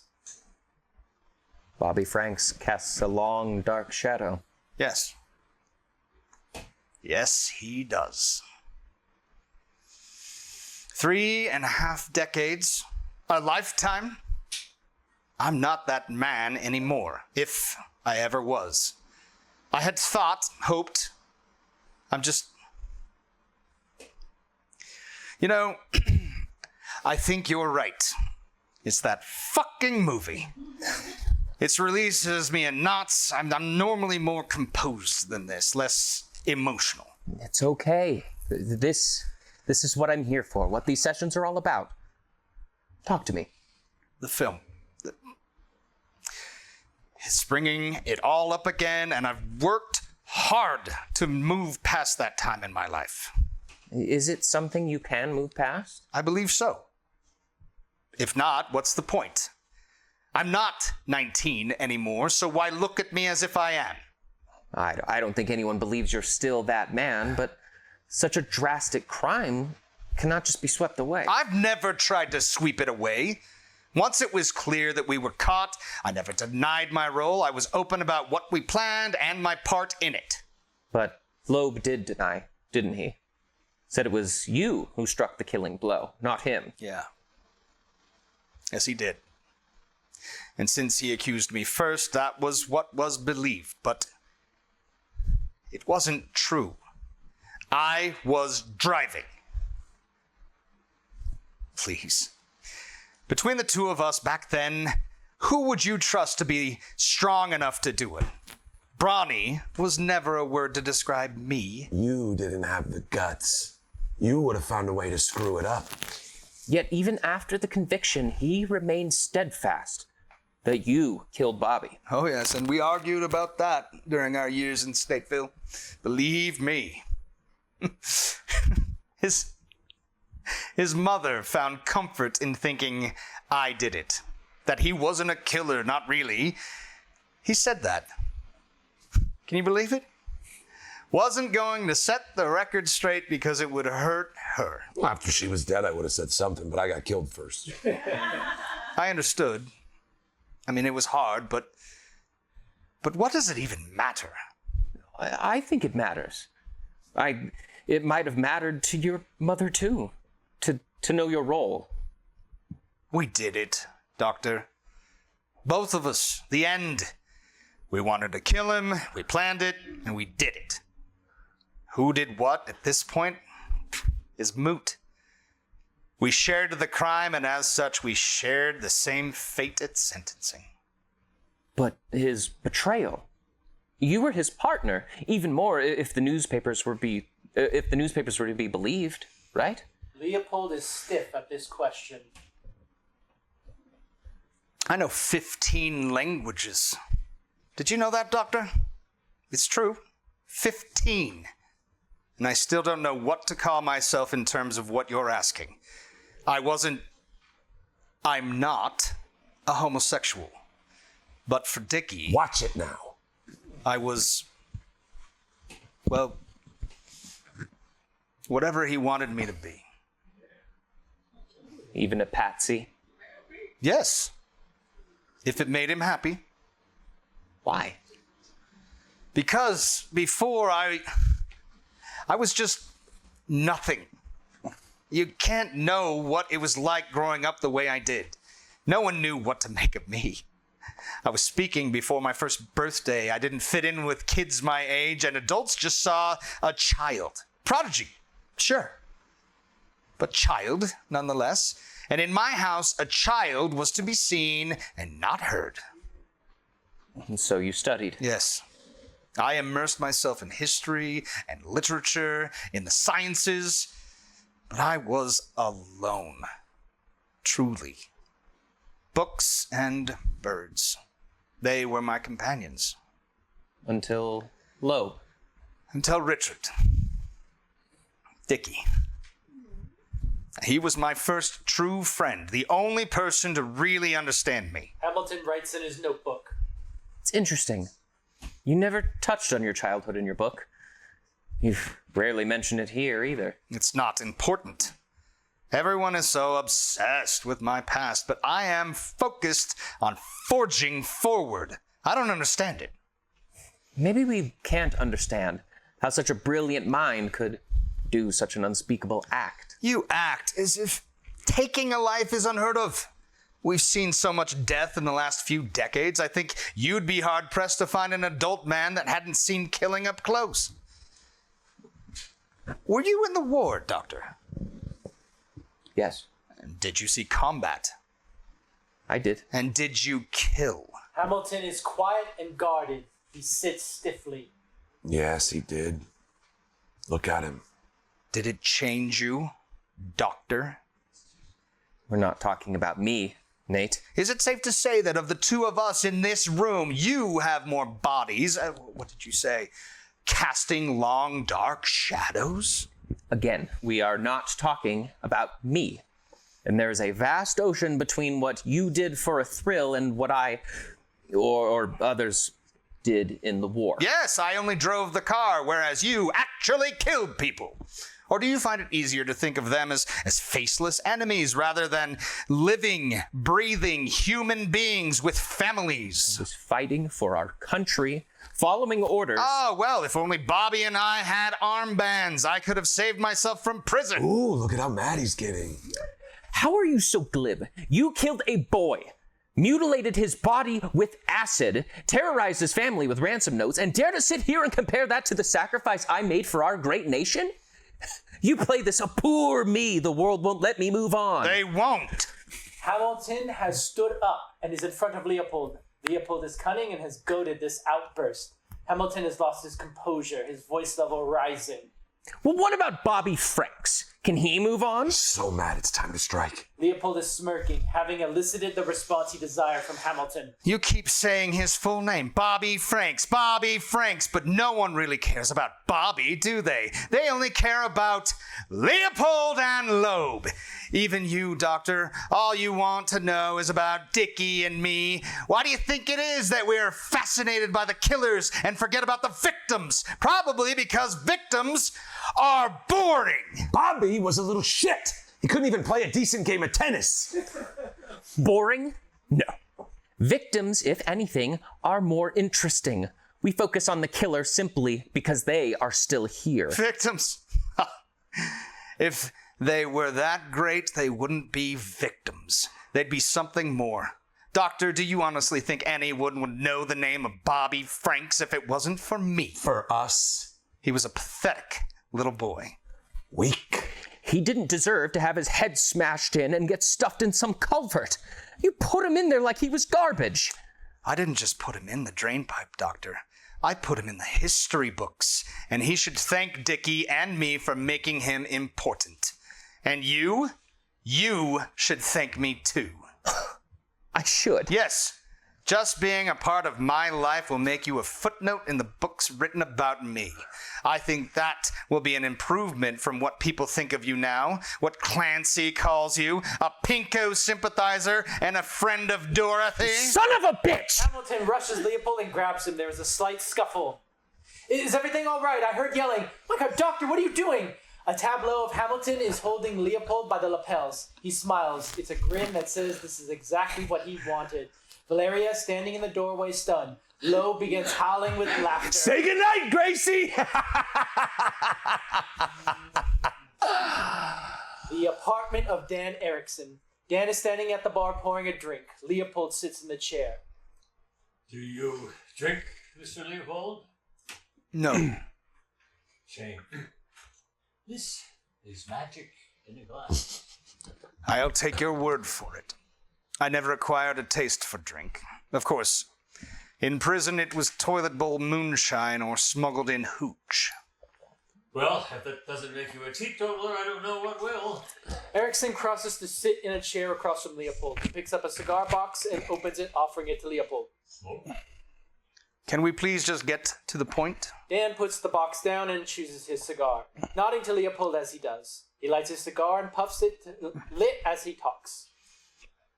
Yeah, good. Not red. I like that. All right. First, let me apologize for the actions of Dr. Hamilton. Could offer you reasons for his behavior, but I think they would be received as excuses. Believe me, there's no excuse for what he did. Let's just say after hearing from yourself and the secretary, we have severed all ties. That's good to hear. But I'm sure you didn't invite me here simply to tell me that. No, I didn't. I'm in a bind, Mr. Leopold. Due to the actions of Dr. Hamilton, my practice's relationship with the brethren is in turmoil. But I hope with your continued care in our hands, we can repair that.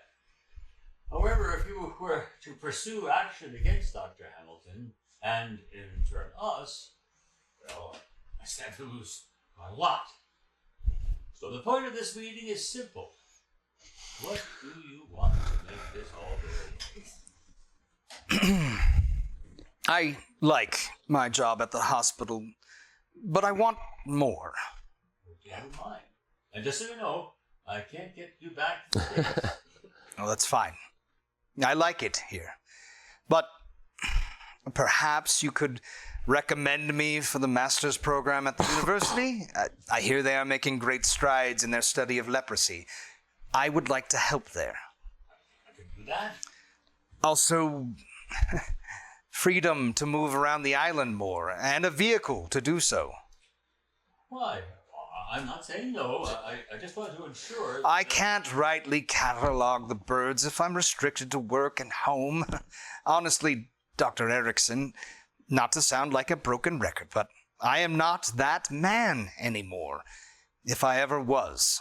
It was Dickie, what he brought out of me. It was us. You loved it. Okay.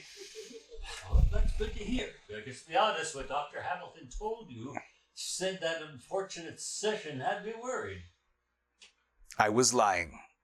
Clancy told me that Hamilton had it out for me, said if I keep telling him the truth, he'd never believe me, but if I told him all the gruesome things he imagined about me, if they were true, then he would eat it up. And sure, I'd have to stay in therapy for a few more months while I pretended to be cured by him, but Clancy thought that was the best option. I never thought that Hamilton would handle it so poorly and attack me. That's just what Dr. Clancy told me. It's just alarming at how easily you took him in with your lies. He wasn't telling lies. He was being himself. I've been called a monster most of my life. I tried to move on and be something else, a teacher, a scholar, but no one would see anything other than the monster. So I started telling myself a lie, one that I wanted to be true. That I wasn't that boy anymore. I wasn't Nathan Leopold, the killer. I was someone else. Someone of worth.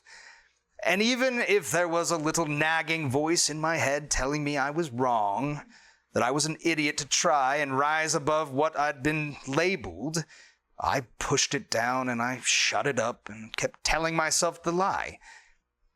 Well, constant lies can become reality if enough people believe them, and slowly, over decades, they did.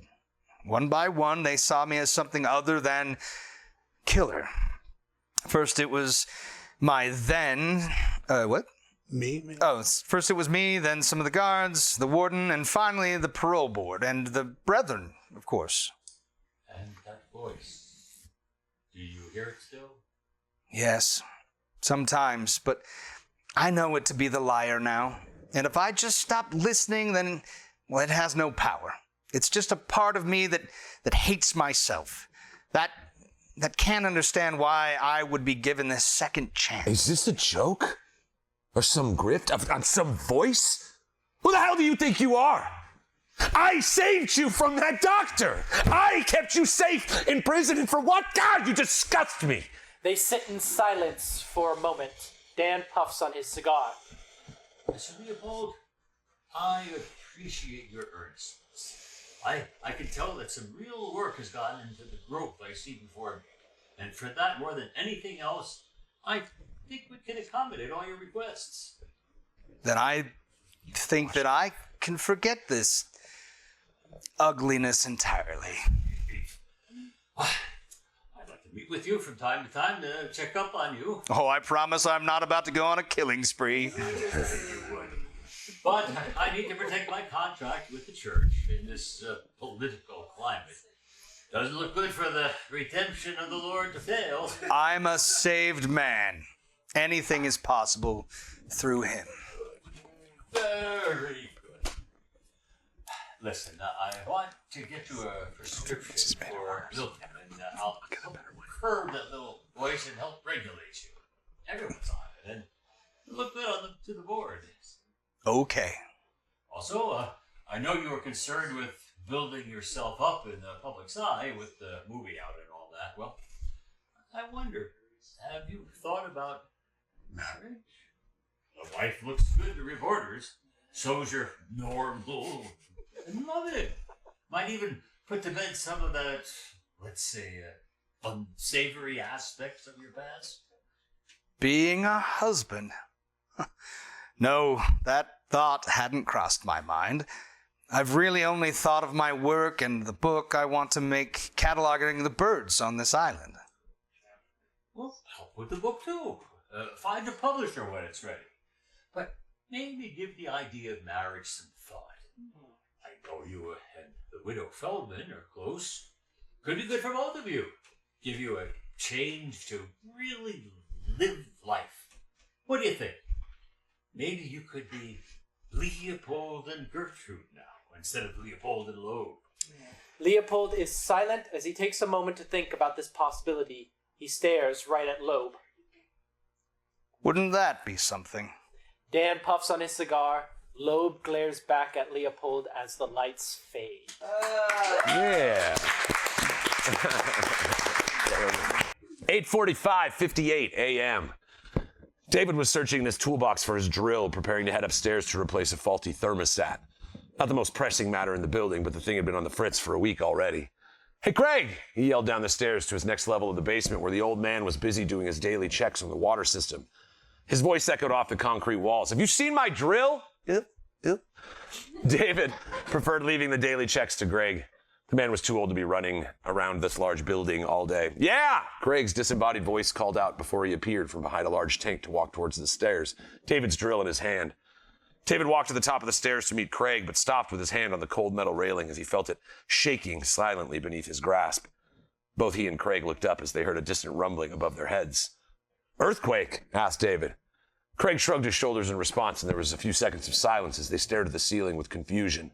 And then Craig was rushing forward as this massive chunk of concrete fell from the ceiling far above him. The old man jumped forward as the piece of ceiling crashed to the floor. But he wasn't fast enough. 9:05:27. "Hello! Help us!" David yelled again as he banged his fists relentlessly against the door that led to the ground floor of the building. He'd been trying to open it for several minutes without success. He could hear the muffled noises of sirens in the distance beyond the door, but they were so quiet. He doubted that anybody could hear him unless they happened to be in one of the back hallways that led to the basement entrance. "Anything?" Craig asked David as he descended the stairs into their office again. Craig was sitting in an old chair in front of one of the old desks that filled the small space of the small office. A first aid kit open on the desk beside him. His leg was wrapped in bandages where the hunk of the ceiling had landed on him, blood already soaking through the white netting in several places. "It's no use," David responded in frustration. "No one is close enough to hear us. I can just barely hear sirens. Somebody must have called 911 after the quake. I can't imagine what the upper levels are looking like." "Well, they better hurry. It's getting warm in here. The air must have stopped working when the quake hit." "Yeah," David said, glancing down at Craig's injured leg. He wasn't so much worried about the heat. The bandage that cocooned Greg's leg was already looking redder than it had when they first came back into the room. 9:25 a.m. The two men sat at the small office in their soaked pants and undershirts, having already shed their thick uniforms. David hated to admit it, but Craig was probably right to worry about the air conditioning. The hundreds of machines in the lower areas of the basement were generating too much heat, and he'd shoved their coveralls into the space under the door that led further into the basement from the office, as well as taped the edges of the door, but the effort didn't help him much. It was sweltering in the small office, and the door to the main floor was still just as stuck as it had been 20 minutes ago. Interior conference room, day.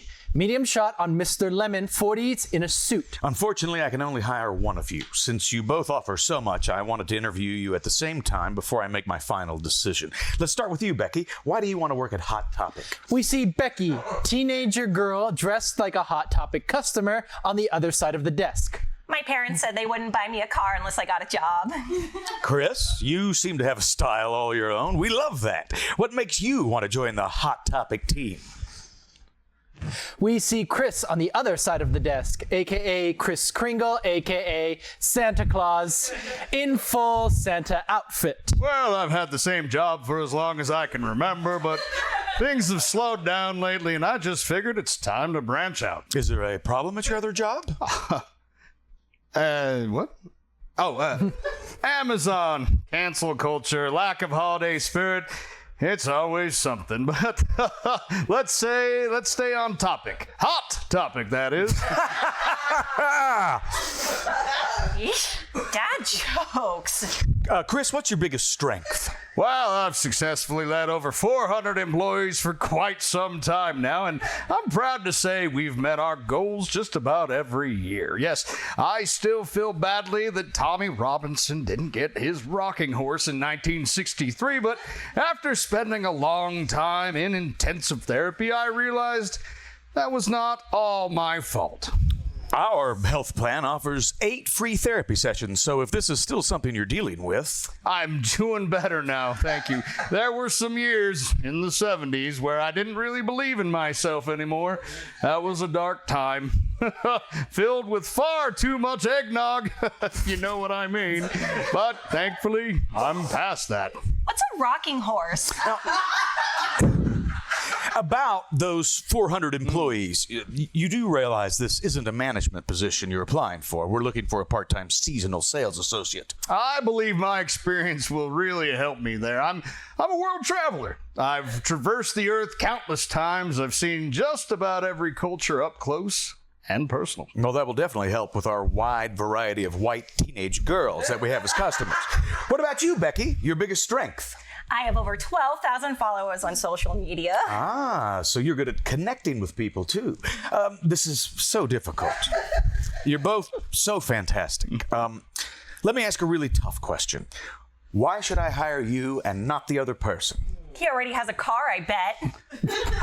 Why should you hire me? Well, I'm not going to say anything bad about Becky. That's not my nature. But without even checking it twice, I can tell you... she's on the naughty list. Oh, naughty? You're gross. Are you stalking me? I don't like that you have a list of naughty things, Chris. Oh, not things. Mostly just little boys and girls. Okay, I know how that sounded, but it's not like that. I'm a safe space. I've had countless children sitting on my lap and tell me their deepest secret desires. Awkward beats. God, get it together, Kringle. Fucking blowing this, man. I'm sorry. Things have just been really stressful, what with the economic turndown. Does pressure bother you? Because things can get really crazy in the store, especially around Christmas. Oh, do they? I'm pretty confident I can handle whatever pressure Christmas time brings, Mr. Lemon. He's so aggressive. Do you get it, Becky? You're worried about a goddamn car. How about a magical sleigh? What do you think the upkeep on that is? Chris, I haven't seen this side of you in past interviews. Not a good look. You know what's not a good look? Mrs. Claus going to see Hermie, our dentist, so often. There's nothing wrong with her teeth, and we all know that. Last week I was supposed to meet up with Peter and he totally ghosted me. I have a bad feeling about him. Go with that. He's a rotten egg. Let me tell you, in the end, the joke is on Hermie. He doesn't like to play with toys. Wait until he gets a look inside Mrs. Claus's nightstand. Okay. Let's move on. We here at Hot Topic celebrate diversity. I know all about diversity. Nobody has hired more elves than I have. Little people, Chris, come on. I would hate to hear what he calls a black person. No. I'm talking about actual elves. They love to sing and eat a troubling amount of sugar, and they refuse payment for their work. Do you run a sweatshop? Real live elves? Chris, let me guess. You also have a reindeer with a red nose. Unfortunately, not anymore. After Rudolph snagged his leg during that hard landing on the Larson roof in 2018, we had to put him down. It was a difficult day for all of us. This is horrifying. Oh, don't worry. In a way, he's still with us. Chris holds up a glowing red bottle of glue.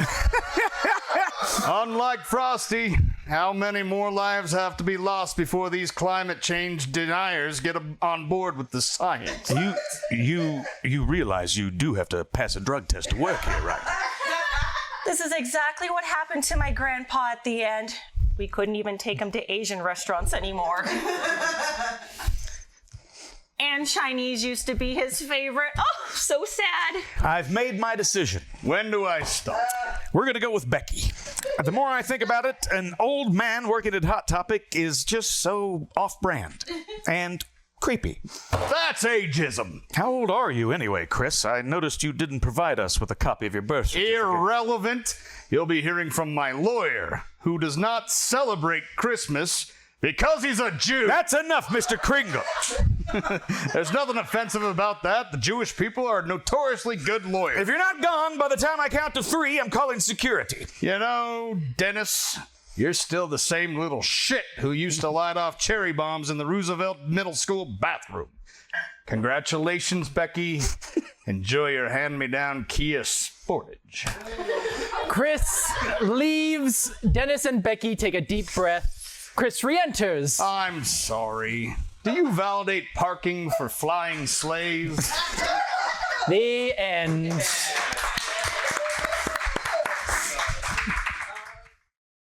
(9:21 a.m. The two men sat at the small office in their soaked pants and undershirts, having already shed their thick uniforms. David hated to admit it, but Craig was probably right about the air conditioning. The hundreds of machines in the lower areas of the basement were generating too much heat. He'd shoved their coveralls into the space under the door that led further into the basement from the office, as well as taped the edges of the door, but that effort didn't help him much. It was sweltering in the small office. And the door to the main floor was still just as stuck as it had been 20 minutes ago. You might remember when I read that last time. 9:59 a.m. The floors and the walls shook violently as a great rumbling sound came from all around him. David jumped up, helping Craig to move underneath the desk he sat in front of before he scrambled across the floor to crawl underneath his own desk. Objects crashed to the floor all around them, and they could hear a symphony of crashing noises of stone and metal coming from deeper in the basement as they cowered in fear under their desks, afraid that another chunk of the heavy concrete ceiling may come falling from above. Is There Something? A short play by Taylor Haynes. Setting / open, perhaps a park or an office or a living room. Characters for actor X and actor Z are open, any gender or race, ages between 20 and 120. Ellipses indicate a passage of silent seconds. For the purpose of this reading, a 1 or 2 second pause is fine. A shorter 1 second pause for an in-sentence ellipse and a longer 2 second pause for a solitary ellipse. Is there something you can do for me? What do you want me to do? I'm not sure. Well, I'm confused. Okay. What's the deal? What do you mean? What do you want me to do? Do you have any idea what you are confused about? Is there a problem that I can help you with? Well, not really. Okay. You really don't care. What do you mean? About listening to my issue. No. I'd like to listen to your issue. So you're confused? See? What? You called me confused. Yeah, I did. You said you were. But only about this one thing. Not permanently. Okay. I've been thinking. Good. Oh, you just had to say that, didn't you? You've been thinking? Yes, I have. What do you want me to do? I'm not sure. Okay. What do you want me to do for you? There you go again. It is so difficult. What is so difficult? I feel pressured. How? How is not the right question. Why? Because it is not. Is why the right question? I guess it could be. But so could how. What do you mean? You are pressuring.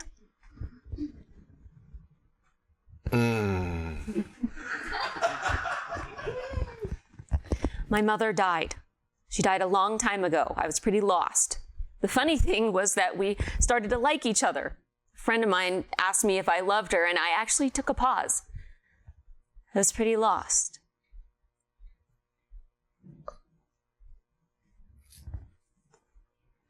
How's your drinking? I drink now and then. You seem to talk about your mother a lot. I miss her. But you didn't get along. You two didn't get along. When I was young, she started calling me names. What? She started calling me names. How did you feel about that? I was confused. Were you angry? Not that I remember, not at first. Did you have a tough time in school? Well, I almost flunked the first grade, but midway through the year, I got a new teacher because we moved to the other side of town, and the new teacher taught me to read. Did you have many friends? I started to make friends in the library. What about your Couldn't grades? wait to go to the library. What about your grades? Okay, I became an okay student. What did your mother say about your grades? Not much. Unless I got a bad one. Once I got a D on a weekly spelling test, and she told me D stands for dummy. How did she find out about the spelling test? I told her. Why? I had never got a D on an assignment before. I see. I wonder what my first love is doing these days. You still think about your first love? That was irreplaceable. Why? That was irreplaceable. Well, you sure tried to replace it. I think it's over. I hope so. No, not that. What then? Push, push, push.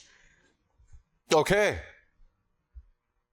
We were in the library together. Irreplaceable? Irreplaceable. I wrote a song. When? Last night. I'll sing it for you. No, that's okay. Okay. I will read it to you. No thanks. Irreplaceable. Go ahead and read it. No, that's okay. No, go ahead. Never mind. Okay. Okay. There's just no communication. No talking? No communication. Would you clarify that? Okay. No caring. I see. Would you like to hear my song? Your song? Sure. I won't sing it. Okay. I revolve around a shining star, my comfortable orbit of home. It's bright like planet Jupiter, a relic of the past, a relic of the past. Does it ever leave, that old starlight? Does it give you a blessed reprieve? Or does it keep you in the dark circle like a lump caught in between, like a lump caught in between? The circle of life takes its time. It plugs along day to day. I keep coming back to our shining time. The day the earth stood still, the day the earth stood still. I still revolve around that shining star, my comfortable orbit of home. It's bright like planet Jupiter, a relic of the past, a shining relic of the past. Yes. Communication. I don't know if it solves anything. Well, you are working on it. I don't know if that solves anything. Okay. I talk about Jupiter, but I am lumpy. What do you mean? I may not even be lumpy. Are you a relic of the past? Who isn't? It definitely started when I was a child. I was born into it. It was just who I was. I'm so sick and tired of all this figuring out, all this discussion and dissecting and analyzing. I have accepted who I am. You have? It's one thing after another. It seems as if I solve one crisis and another rears its ugly head. I'm sick and tired. But you are still relatively young. I don't feel young. How are your eating habits? I eat what I want. Is your health okay? I could stand to lose a few pounds. Has your health always been an issue? Not always. I've had other issues. Yes, you have. You don't have to say that. No, I don't. Why are you here? Irreplaceable. Okay. So I have had other issues. Many are unresolved. I miss my mother. I have tried to educate myself. I have fallen into a black hole. What about your family? Your brothers and sisters? What about them? How do you feel about them? I wonder if I have to take care of them my whole life. Okay. How are your finances? Just fine, thank you. My financial situation could be better. I'm so sick and tired of taking care of them. I see. I don't even like them. Oh. Oh.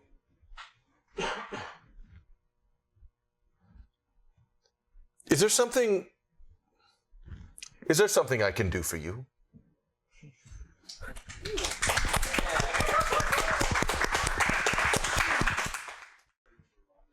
(10:20, 37 a.m.) Are we going to die down here? Asked David. The air was thick with the hot humidity, and in an effort to breathe the moisture-filled air, made David feel as if he was drowning.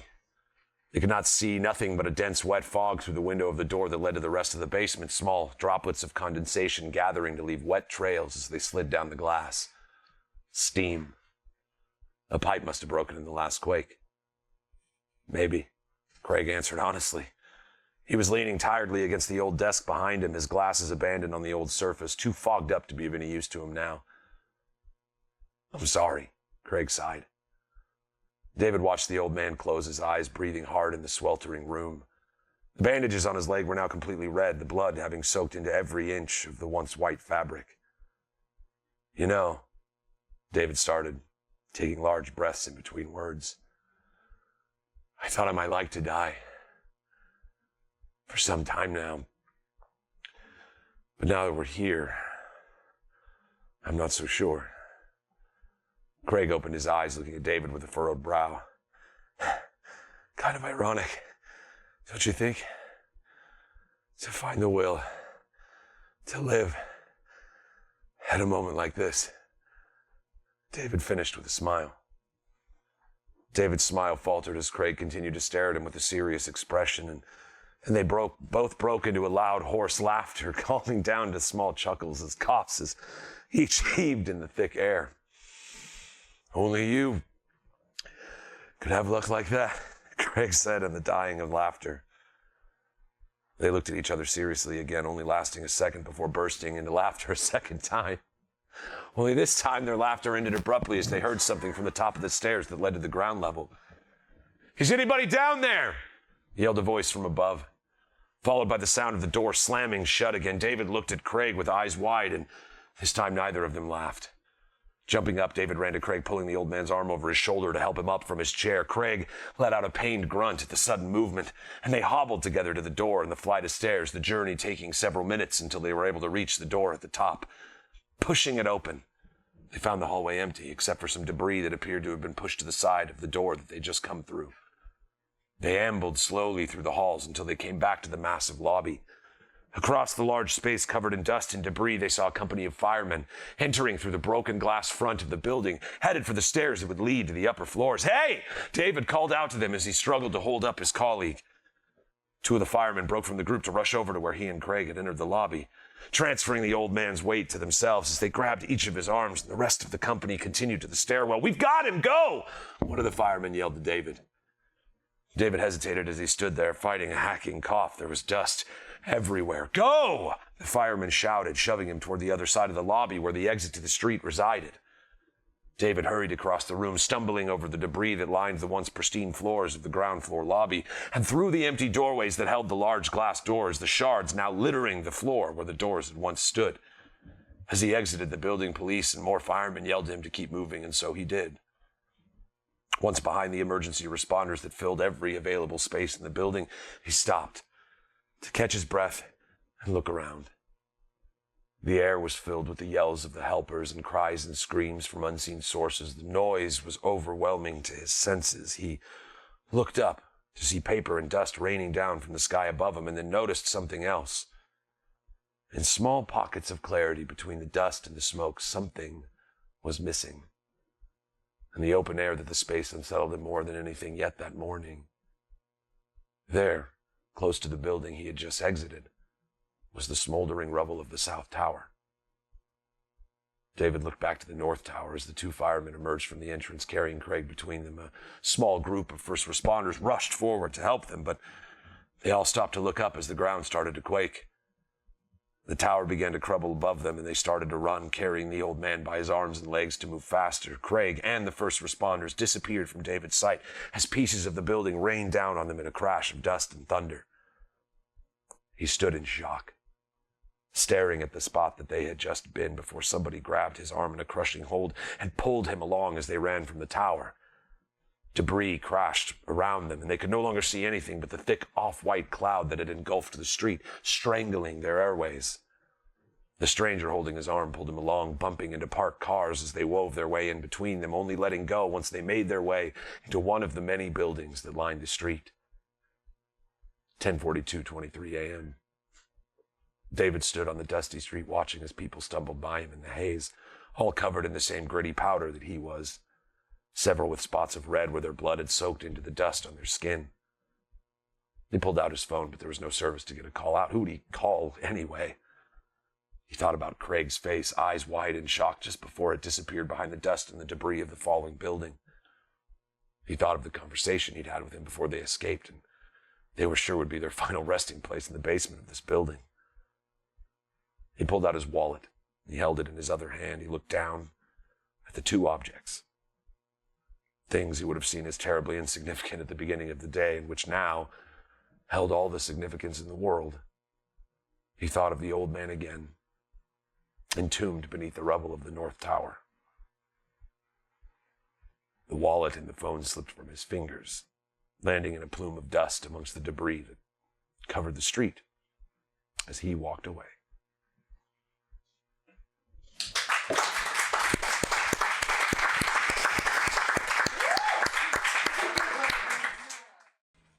Ten of Swords by Brianne Janae. Joan, a 29-year-old woman. Dina, a 29-year-old woman. Yeah. A somewhat messy, candlelit apartment, living room, tarot cards scattered on the floor. Joan is pressed up against a nearby wall. Cut off the head. Cut off the head? It's a roach, not a fucking zombie. I don't give a shit. Just kill it. Got it. Stabs the ground with a dagger. Thank Christ. Can you She gestures towards the paper towel. It's still kind of twitching. Disgusting. You're such a delicate flower. Just finish it off. I can't stand the suffering. It's a roach. It's a living thing. Okay, Mother Teresa. You know Mother Teresa was actually kind of a bitch. Stop. But she was obsessed with suffering. She thought it brought you closer to God. If that was the case, this roach was halfway to sainthood himself. We'll finish it off. Whacks the roach with the butt of the blade. Maybe it'll be a ladybug in the next life. Or maybe it'll be a scorpion. She flourishes the dagger behind her with a scorpion tail. Watcha. Oh, you're so weird. Oof. Yeah, well, you're cute when you're scared. I'm cute always, but thank you. She saunters over to her. My hero. Oh my God. Do you want to finish off your reading or what? I can wait. It can't actually. I need to practice. Pointing the dagger at her throat. You're such a tease. Jesus, get that thing away from me. It's got cockroach guts all over it. Big baby. Get on with it then, Lady Fortunata. I don't know who that is. Okay. 10 of Swords. Ooh, yikes. Bunch of swords. Sounds like a win for me. You can't win a tarot reading. Do you have some sort of heartbreak or betrayal in your past? Who hasn't? Fair enough. Ex-lover? Babe. You can tell me. It doesn't have to be weird. I just... Let's not get into that now. Okay. I'm sorry. You shouldn't keep shit bottled up though. Gives you cancer. Where'd you read that? Made Up Bullshit Weekly? Yep. You can borrow that if you want. You've got they've got an article about how not to be mean to your girlfriend when she's trying to be nice to you. Girlfriend. Fuck. Damn. I thought, okay. This is embarrassing. I just thought that. Oh, stop. It's okay. I like it. You do? Yeah, I just didn't want to be the first to say it. Thank Christ. I thought we were about to have one of those weird, like, what are we conversations? And I really just can't get into it right now. Whiskey glass. To monogamy. Downs it. Let's make it official. In a bit. Let's just finish this first. But you're so cute when you're nervous. Ooh, that's alarming. I'm starting to see a pattern here. Oh, that I think you're cute? I'm talking about your cards, Dongus, the chariot. Sounds badass. Let me see. Joan hands Dina the card. Ooh, looks badass too. A crown and a scepter. This has got to be a good one. I mean, it could be a lot of different things, but generally it's associated with vengeance. Like getting it or being on the receiving end of it. Could go either way, I think. Just like your mom. What? Wait. Rewind. Good one. Glad to see your sense of humor hasn't changed. What's that supposed to mean? What's the final card? Huh. Death. Fucking hell, really? Well, that doesn't necessarily mean, like, it could mean just like a transformation or... She starts flipping through her tarot album. She reads a couple sentences and then... You know what? Fuck this. Let's just have sex. Finally! Wow! Floor. How about we move to the bedroom? Well, wait, I want to try something. She pulls out a pair of handcuffs. Ooh, I fucking knew you were gonna pull some kinky shit on me tonight. All right, you perv. Go on. She holds out her wrists. Dina cuffs one wrist and cuffs the other to the nearest table leg. How's that? Well, that's not very comfortable, to be honest. Can we just go to the bedroom? Nope. This is good. They kiss. Dina pulls away. Oh, you're fucking beautiful. You know that? You are. No, seriously. Gorgeous. Nothing like your past self, well, except for your eyes. Oh my God. Do you go through my old Facebook profile? I can't be held responsible for any fashion mistakes I made before age of 25. My prefrontal cortex wasn't really fully developed. You really don't remember me, do you? What are you on about? Is this some roleplay shit? Because I'm bad at, like, improvising. Hold on. Pulls out her phone, swipes a few times, and shows it to Joan. Lancaster husband kills wife in apparent murder-suicide, says Lane County Sheriff. Okay, what's the actual fuck? Is this like a true crime fetish? Because I have some moral qualms with... Are you fucking serious? None of this is ringing a bell? No. You killed me. Okay, you're freaking me out now. She points to the photo of the husband on the phone. You? She points to the photo of the wife. Me. You're seriously scaring me. This article was written like in the 90s. I don't think we were even born yet. Do you believe in reincarnation? I think so. I mean... It doesn't matter. It's real. And you killed me in our house in 1994. Oh, come on. How do you even? Because I fucking remember. Do you think a person forgets getting murdered by the love of their life? No, it doesn't matter how long it's been. That shit fucking sticks with you. When I was a kid, it didn't make any sense. The same dream over and over and over, and bleeding out on the linoleum floor, and staring up at popcorn ceilings, and the sound of gunshots, and then slowly fading into nothingness. But then I started to pull it together. It felt so real, and the little details, too specific, too realistic to be just a dream. And then there it was, right there in black and white. The names, the dates, even the weather matched up. And I thank God for the fucking internet. I don't remember any of this. I don't think I'm that man, your ex-husband. That isn't me, okay? Don't you think I would remember that too? It's you, all right. I know it. She looks deeply into Joan's eyes. I can see it in your eyes. She holds up the dagger. And now it's time to balance things out. Help! Somebody help me! She's gonna kill me! Dina quickly covers Joan's hand, bites Dina's hand, and continues screaming. Pulls the dagger to Joan's throat. Shut up! Stop! Shut the fuck up, or I'll slit your fucking throat right now. Joan quiets down. Come on now. You don't remember anything? Oregon, May 19th, 1994. We're in a Silver Saturn SC2, coming home from a retirement party for one of your stupid work friends. It's raining. You're mad. You're jealous of one of my old college buddies, like really jealous. And we start arguing and we pull up to the house and we're living in this blue house at the time. Remember? 3 steps up to the porch with a red door and a bird feeder outside. We had a cat named Cheddar. A dog named Jack? Remember? I'm sorry, I don't remember any of this. You don't remember?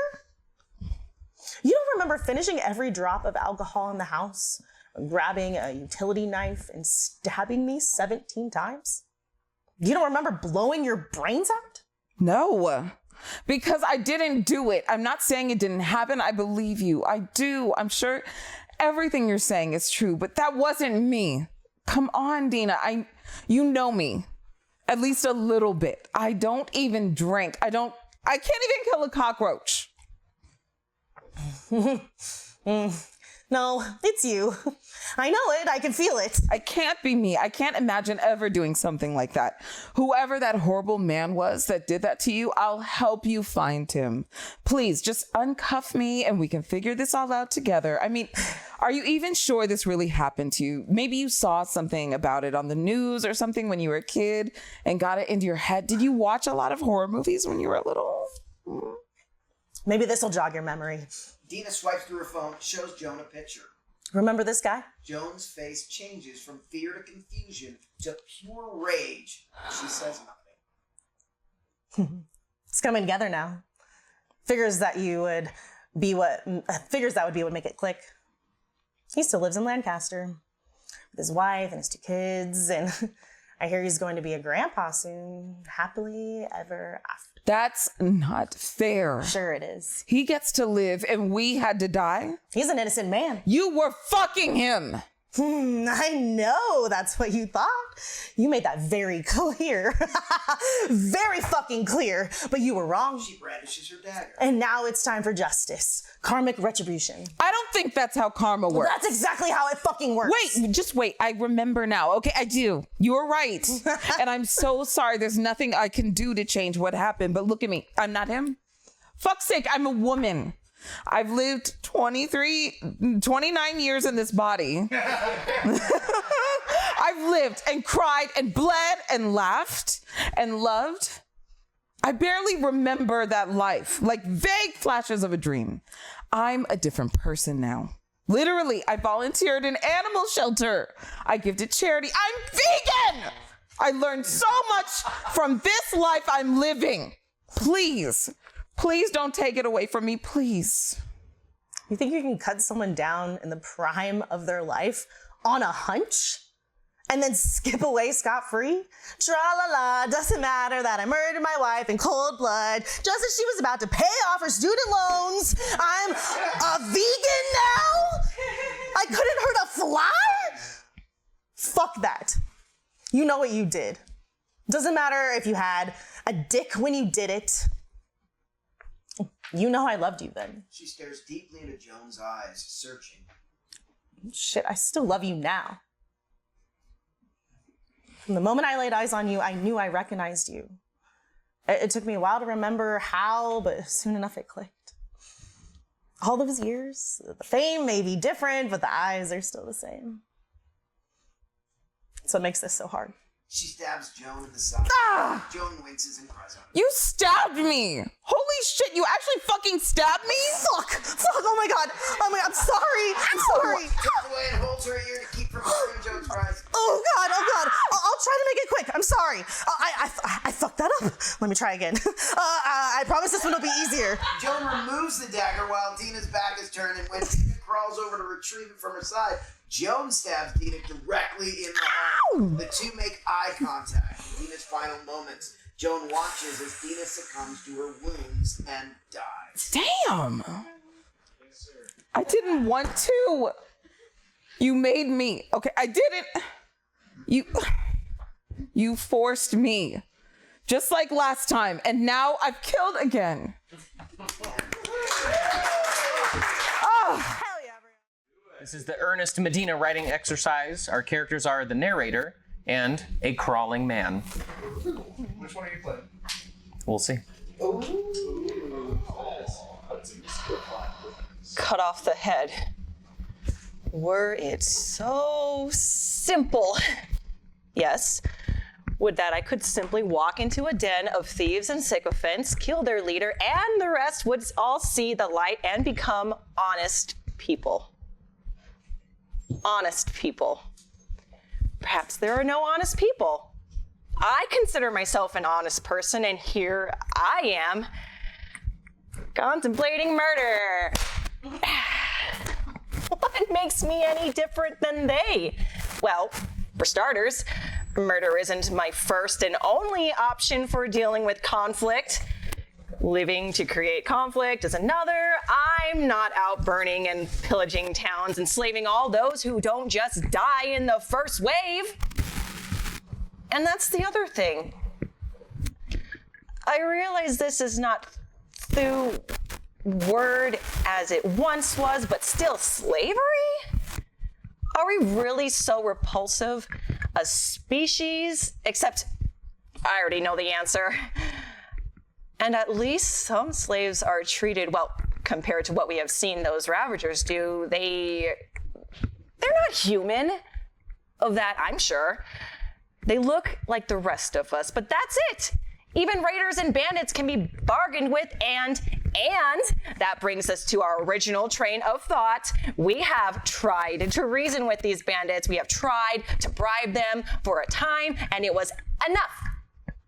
But of course they got greedy. They always get greedy and wanted more, and we simply cannot pay anymore. It was actually a weirdly good business relationship when you think about it. They didn't want anyone else dipping their hands in their piggy banks. So where'd it go? I'm sorry. So they chased off others and might not have been so friendly. Friendly? I'm calling the people extorting us for damn near everything we have friendly?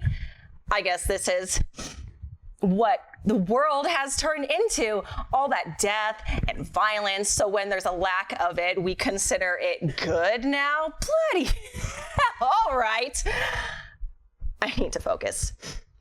I've been in my head this whole time, and I need to remember what I'm doing and why I'm here.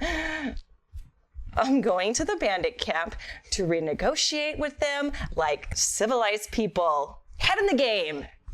Head in the game. I haven't even been paying attention to how long it's been since I've left town. Where am I now? Second character attempting to crawl away from our narrator. Holy fuck, man! What the fuck are you? You just walked in and killed fucking everyone, man! The narrator blinks and looks around. The abandoned camp is a bloodbath, with the leader the only one left alive. The narrator picks up their gun, aims, and fires. And now I've killed again. Oops. You're killed it. Cut off the head. Seriously? That's your fucking solution? Just cut it off? Well, yeah, that'll solve this issue real fast. Lickety split. Wait, are we solving an issue? We aren't not solving an issue. Oh my god, what the fuck kind of answer is that? I honestly don't know what we are doing. You asked, so I gave an answer. You gave an answer even though you didn't have an answer? You asked the fucking question. I'm gonna answer questions when they are asked of me. Okay, but don't you think, I don't know, is as good an answer as nay, a better answer than some fucking bullshit you made up? Made up? Dude, everything's made up. Don't you fucking start that shit with me. I'm not in the mood for your woo-woo crap, okay? What are we doing right now? Oh, right now? Right now you're yelling at me because I gave you an answer, but right now, we're just existing, but also talking. Really goes into thought about this one. Dude, oh my god, what did I just say? Not in the mood. All right. Shit. Okay. Longish pause. So, what are we doing right now? You've got to be fucking kidding me. Wow. Okay, geez. Cut off the head, dude. Takes a deep breath. Fine. You tell me which part is the fucking head. Examining whatever it is really close. I don't understand why this is such a big deal. Just leave it alone. Where did it even come from? Blank stare. I have no idea. It's just here, and we're just here with it. Oh, look who's being metaphilosophical now. What? No, fuck. Stop that. We just gotta deal with it now. Deal with it. Who said? If it just showed up, then it can probably just go away too. Just wait for whenever that happens. Just wait. What if it never goes away? What if I have to spend the rest of my life waking up for work, finding a partner, having kids, pets, whatever, and it's just there, waiting, haunting me? Zones out. Oh shit. Now it's haunting you? Fuck. Snaps out of zone. Huh? What? No, dude, shut up. It can't just stay here. Okay, I know you might not want to hear this, but just cut off the head. I'm telling you, that'll end this so fast, then we can go to Taco Bell, which is why I came here over in the first freaking place. I want a Mexican pizza! Stares at one like they are a monster. What the hell? I can't even look at you right now. You're hungry after seeing this? You're honest to God still thinking about a Taco Bell Mexican pizza right now? Well, yeah. I haven't eaten all day.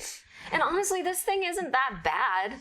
Maybe you just keep it. Maybe it'd be nice. It'd be your cute little constant. I don't want a little cute little constant, and it's not cute. I don't even know what it is, but it's not cute.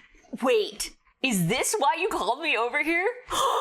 You forgot we were going to Taco Bell, didn't you? 2 starts fake cleaning stuff and doesn't look at 1. 1 gets really upset. You did! You forgot again. Wow, I am so sick of you. I thought we were friends. I thought you actually cared. I thought to myself, wow, a phone call, a real life phone call. I feel so loved. He wants to come over and hang out and get Taco Bell. What a true friend. And now I find out it's all a fucking lie. You just needed help with some whack-ass shit. Just cut off the fucking head. If you don't, I will. Grabs a kitchen knife and moves towards the thing.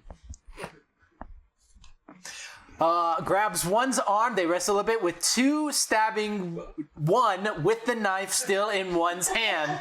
1 falls to the ground, 2 stands looking around. And now I've killed again.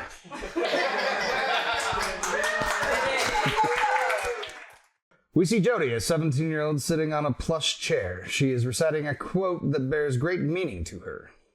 She sits in the corner, trying to draw out air of the room, which seems to have plenty just a few minutes ago, and now she seems to have none. Dr. Bancroft, Jody's therapist, has her eyes fixed upon her, but is clearly distant and preoccupied. To have plenty just a few minutes ago. Dr. Bancroft continues to zone out. And now seems to have none. I'm sorry. I was listening to you, I promise. Yeah, were you? What was the last thing I said? Well, you said you were struggling for air. Underwater? You were trapped underwater and attempting to reach the surface?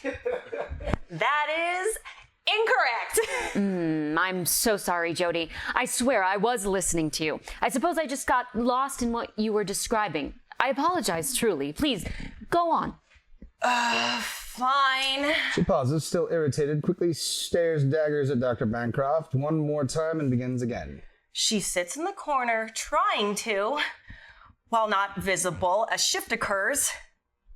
Oh, I think that's me. Yeah, sorry. I was like, While not visible, a shift occurs. Jody and Dr. Bancroft begin speaking in harmony. Draw air out of a room which seemed to have plenty just a few minutes ago, and now it seems to have... None. The therapist's office unexpectedly vanishes. Dr. Bancroft is gasping for air in the corner of what seems to be the room of a teenage girl. She claws at her throat, struggling to breathe. Jody? The floor beneath Dr. Bancroft transforms beneath her feet into a gigantic journal. The handwriting has an innocent, childlike flourish. She begins reading the page aloud. I don't really know how to start these things, but it's nice to meet you, diary. I'm Jody. Before she can finish, the page is rapidly turned. Dr. Bancroft is still disoriented, but continues. The handwriting is now a bit more refined. Your girl's officially a freshman today. Wish me luck. Pages rapidly turn again. School's been kind of rough. It's really hard to make friends. Pages rapidly turn again. I just can't focus. I had a different idea of this in my head. The pages rapidly turn again. I thought these were supposed to be the best years of of our lives. If this is the best, what do I have to look forward to? Pages rapidly turn again, the handwriting more aggressive. The pages appear to be stained with water droplets. Am I not cute enough? No one thinks I'm cute. Pages rapidly turn again. I'm worthless. They rapidly turn again. Who would ever even love me? The pages immediately turn back to the last entry. Dr. Bancroft is trying to hold it together as she rereads the previous passage. Jody's voice begins reading the journal entries with her simultaneously. I'm worthless. Pages rapidly turn. Who would ever even love me? Rapidly turn again. I'm worthless. The pages rapidly turn again. Dr. Bancroft is weeping atop the journal pages beneath her feet. She snaps back to reality. None. Dr. Bancroft nearly lunges at Jody, embracing her tightly. My journal. Our journal. Dr. Bancroft tries to compose herself. Jody is nonplussed. What chapter were you reading? Wow, that's really cool. Wow.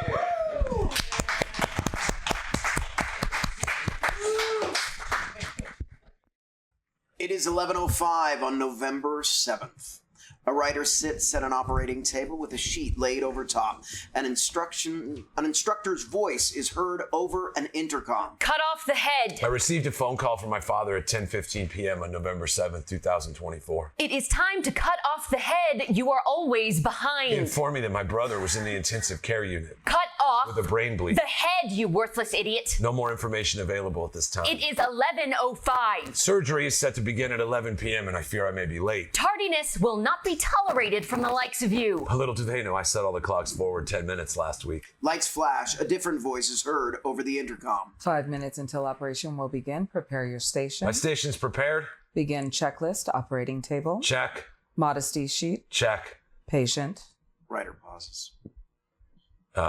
Patient. I don't know. Patient. Be patient. The patient. No, be patient. Have patience. Surgery is to begin shortly. The next checklist item is a patient. Yes, I know the protocol. Surely it's under the sheet. I mean, why would they put the sheet on the table if the patient isn't underneath it? Lights flash. A different voice is heard over the intercom. Okay, kid.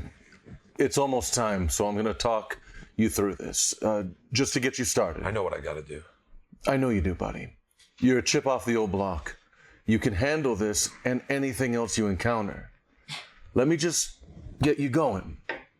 Take a deep breath. In for 4. Hold for 4.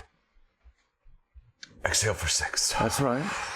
And again, in for 4. And hold for 4. And exhale. Writer holds breath. And exhale for. Writer continues holding breath. And exhale for 6. Writer holds breath as long as they possibly can. Let it go, kid. It only comes back if you let it go. Writer exhales at last. Very good, kid. You ready? I'm not ready. Nobody is ever ready. And how am I ready? Because you're nobody. Writer's breathing calms. Further information is unavailable at this time. Focus on what you have. The operation is about to begin. The checklist isn't complete. You don't need the checklist, kid. You're a natural. Operating without a confirmed patient would be against policy. I know all the policies, kid. Well, then can't you just give me a little more time? That would be against policy. Lights shift. The voice changes once again. It's 11 p.m. Let the surgery begin. No, the checklist was completed because policy states that surgery cannot begin until... Checklist complete. Begin surgical procedure. Then who is my patient? Writer rips the sheet off the table. There's nothing beneath it. There is no patient. Incorrect. There's just a table, a sheet, and myself. Correct. Please lay on the table. The surgery process has already begun. Is there further information? Not at this time. Please lay on the table. The writer lays on the cold table and covers self with sheet. Patient confirmed. Begin procedure. A large humming sound is heard and the lights flash once. Patient is 6 foot 4 inches tall. Again, please be accurate. Patient always wanted to be 6 foot 4 inches tall. Thank you. And wait. Never happy with it. Noted.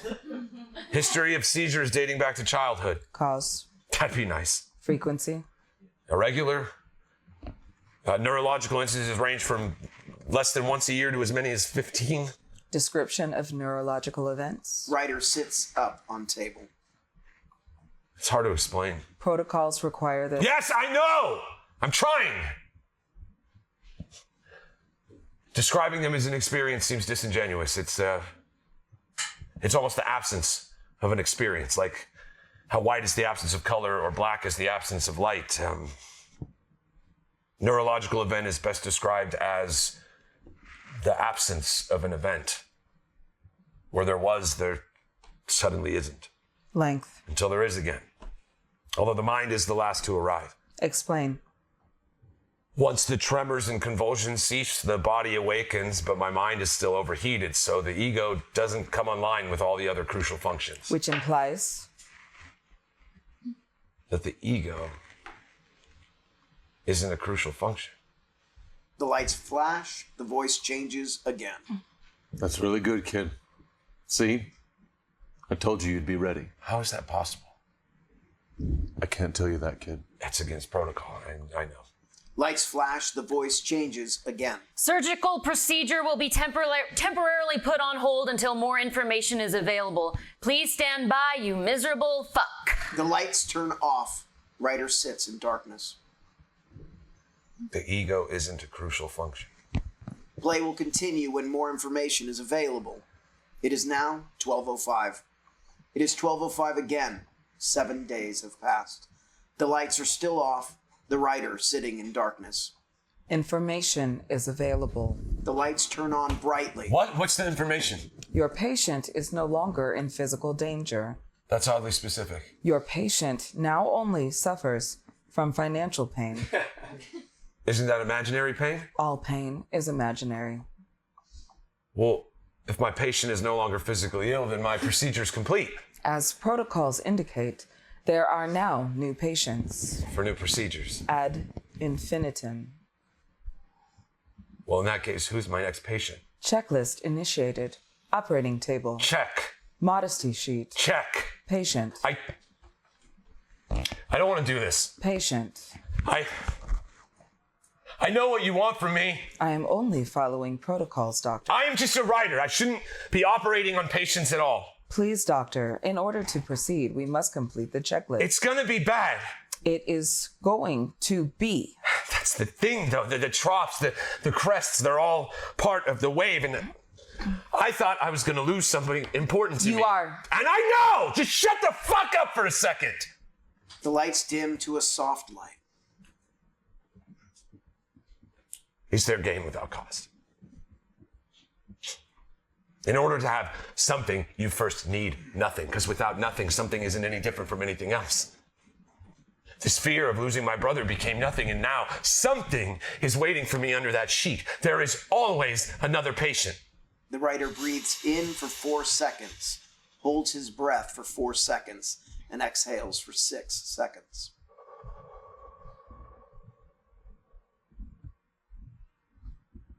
Okay. You can come back. It's time. The lights turn back on brightly. Fully under the sheet is now the silhouette of a man's body. Checklist is incomplete. The patient is a male, a devoted husband, a father of 2 young children, a hero in a land where heroes are far too few. Name.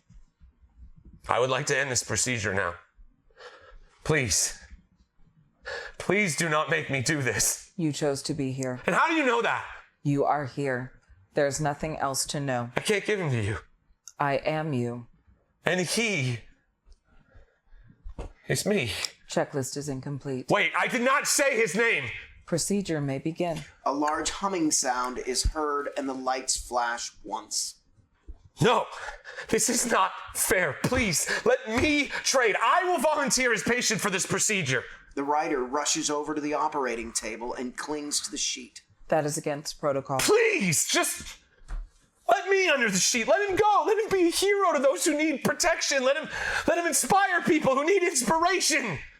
I can slip under the sheet and we don't have to tell anybody. Just call it some reporting error. Please, I beg you. Protocols dictate that you must now protect. Protocols dictate that you must now inspire. It isn't the same. Lights flash. The voice changes. It never will be. There's nothing to be gained in comparison, kid. It's time for the ending. You can do this. To something from the nothing. The cost of the game. That's right, kid. You know what you need to do. The writer walks to the upstage side of the sheet and slowly looks under it.